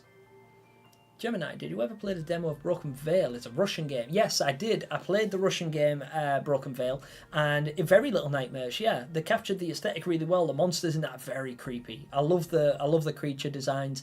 I love the scale of the game. I wasn't too keen on the control system. It felt a little bit edgy to me, but it is an indie game, so I can forgive that. Yeah, Kai, I did play that, and I thought it was great.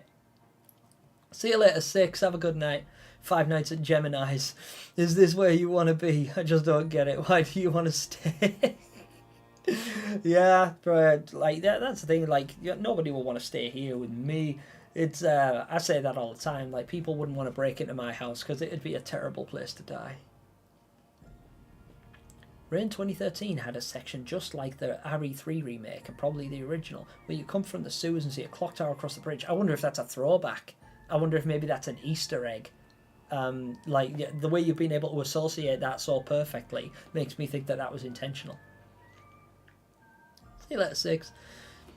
Hello, do you think that the Runaway Kid and Mono were related? I have a few proofs, but probably nothing. Both tried to help 6, but fail. Their adventures are a bit similar. They do act a bit the same. Arke and Mono also could be the same person, even though probably not, but that's just a theory. A Little Nightmares theory. But hey, that's just a theory.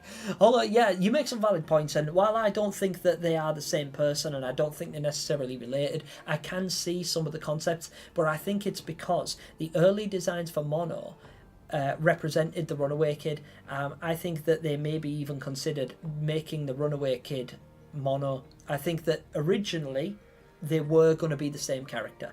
Like they were going to show you the runaway kid's story before he ended up on the moor and maybe expand on him a little bit. I think it wasn't until later they decided to change him to mono and make it a prequel.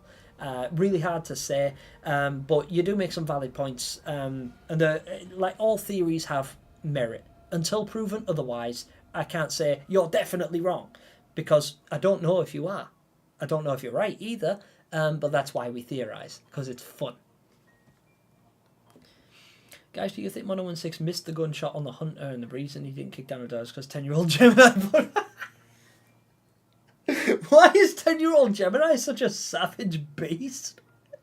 Opinions on Silent Hill. Excellent game. Not quite Resident Evil, but excellent game. One of the OGs of the horror genre. Silent Hill is excellent. I love the original pathed out version of the game right now. It's odd how wherever you're going is always to the right. Yeah, it is a little bit strange. I did consider that. But I think it's mostly because of the game's style, because it's like got that dollhouse platformer kind of look, and anytime you double back, it's to solve a puzzle or to utilise a key that you've got by going all the way to the right, as far right as you can go, and then you will have to double back, go left, get in the elevator, go down, and then you're going right again. I think it's just the nature of the game that keeps you going right. But it would be interesting to be able to say, you know what, I'm not walking towards a hunter's cabin. I'm going to turn around and go the other way. Because what's the other way? What happens if Mono passes over that hill? What if the game let you take control and just wander? You know, what if you could just walk into the forest and explore it? You never see the hunter. You never find 6. You just walk into the forest and see what happens. Be interesting, right? Do you have a theory about the colour of yellow? I do, Nevada. I think that the developers specifically chose yellow as a means to express that 6 doesn't belong where she is. She stands out. She, you know, like a sore thumb. Like, one of these things doesn't belong, and it's obviously the bright yellow triangle kid that's too small for the bed.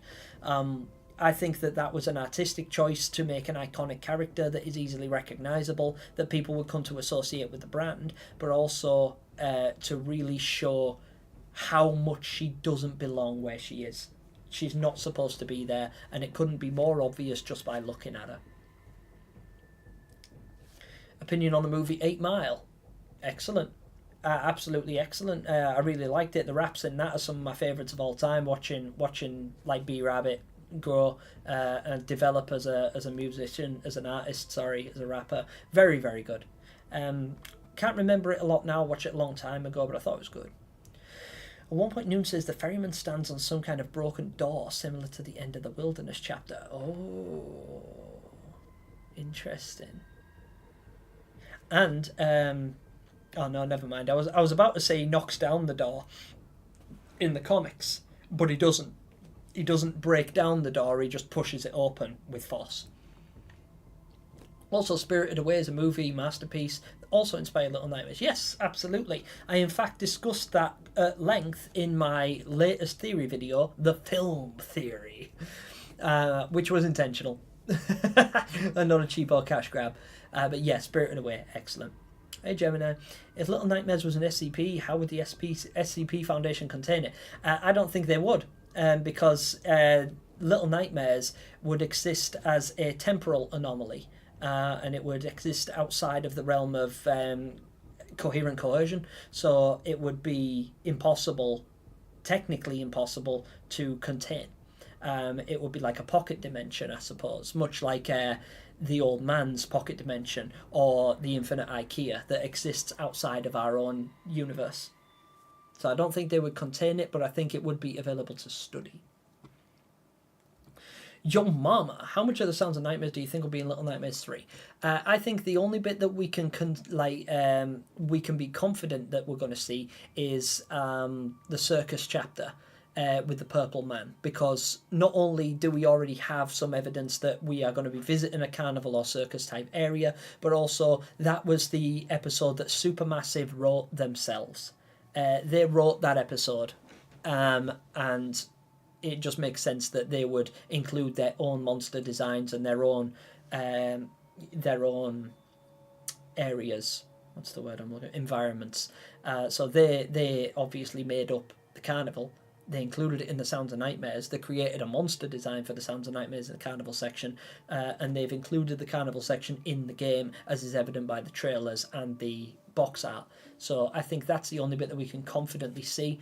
We may get the bathhouse, because that was an unused concept from Little Nightmares 1. No, Little Nightmares 2.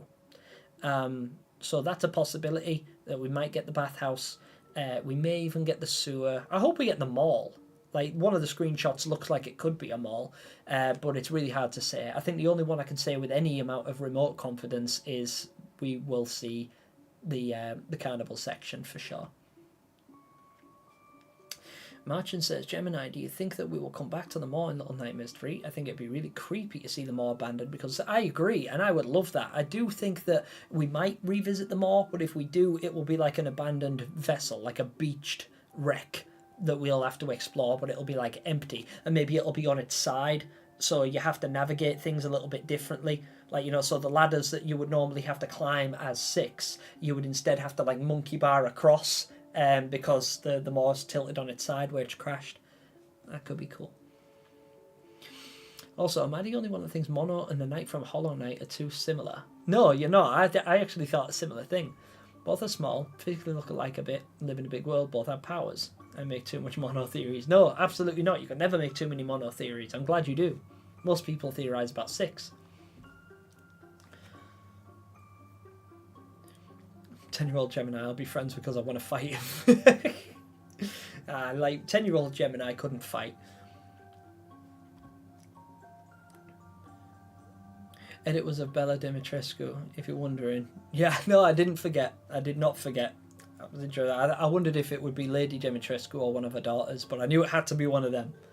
I have a theory. Some of the bullies' faces are smashed because 10-year-old Gemini smashed. Why is 10-year-old Gemini a thing? That's going to be my OC, isn't it? 10-year-old Gemini is a savage. Oh my god, oh, the 10-year-old Gemini theories are abundant now. Oh dear me, what's going on with this chat?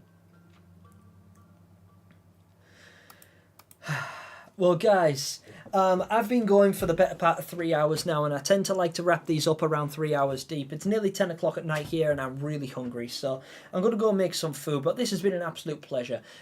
So please don't forget to smash like on this video and subscribe if you haven't already, and ring the notification bell to be on the safe side so you don't miss anything.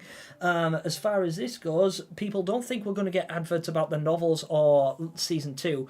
32% believe there's going to be a gameplay demo at Gamescom, and the rest of you believe there will be a new Little Nightmares 3 trailer. I think potentially we could get both the new trailer, or at least an updated trailer, and a gameplay demo of some description. Maybe not available to us, but definitely available for the people who attend Gamescom in person, much like they did with Little Nightmares 1. So please don't forget to subscribe, ring the notification bell, go ahead and subscribe to Just George's channel so that you don't miss Gamescom, because I will be going live the day after and there will be much to discuss, and I really hope to see each and every one of you there. But that's going to do it for now, guys. I really appreciate you.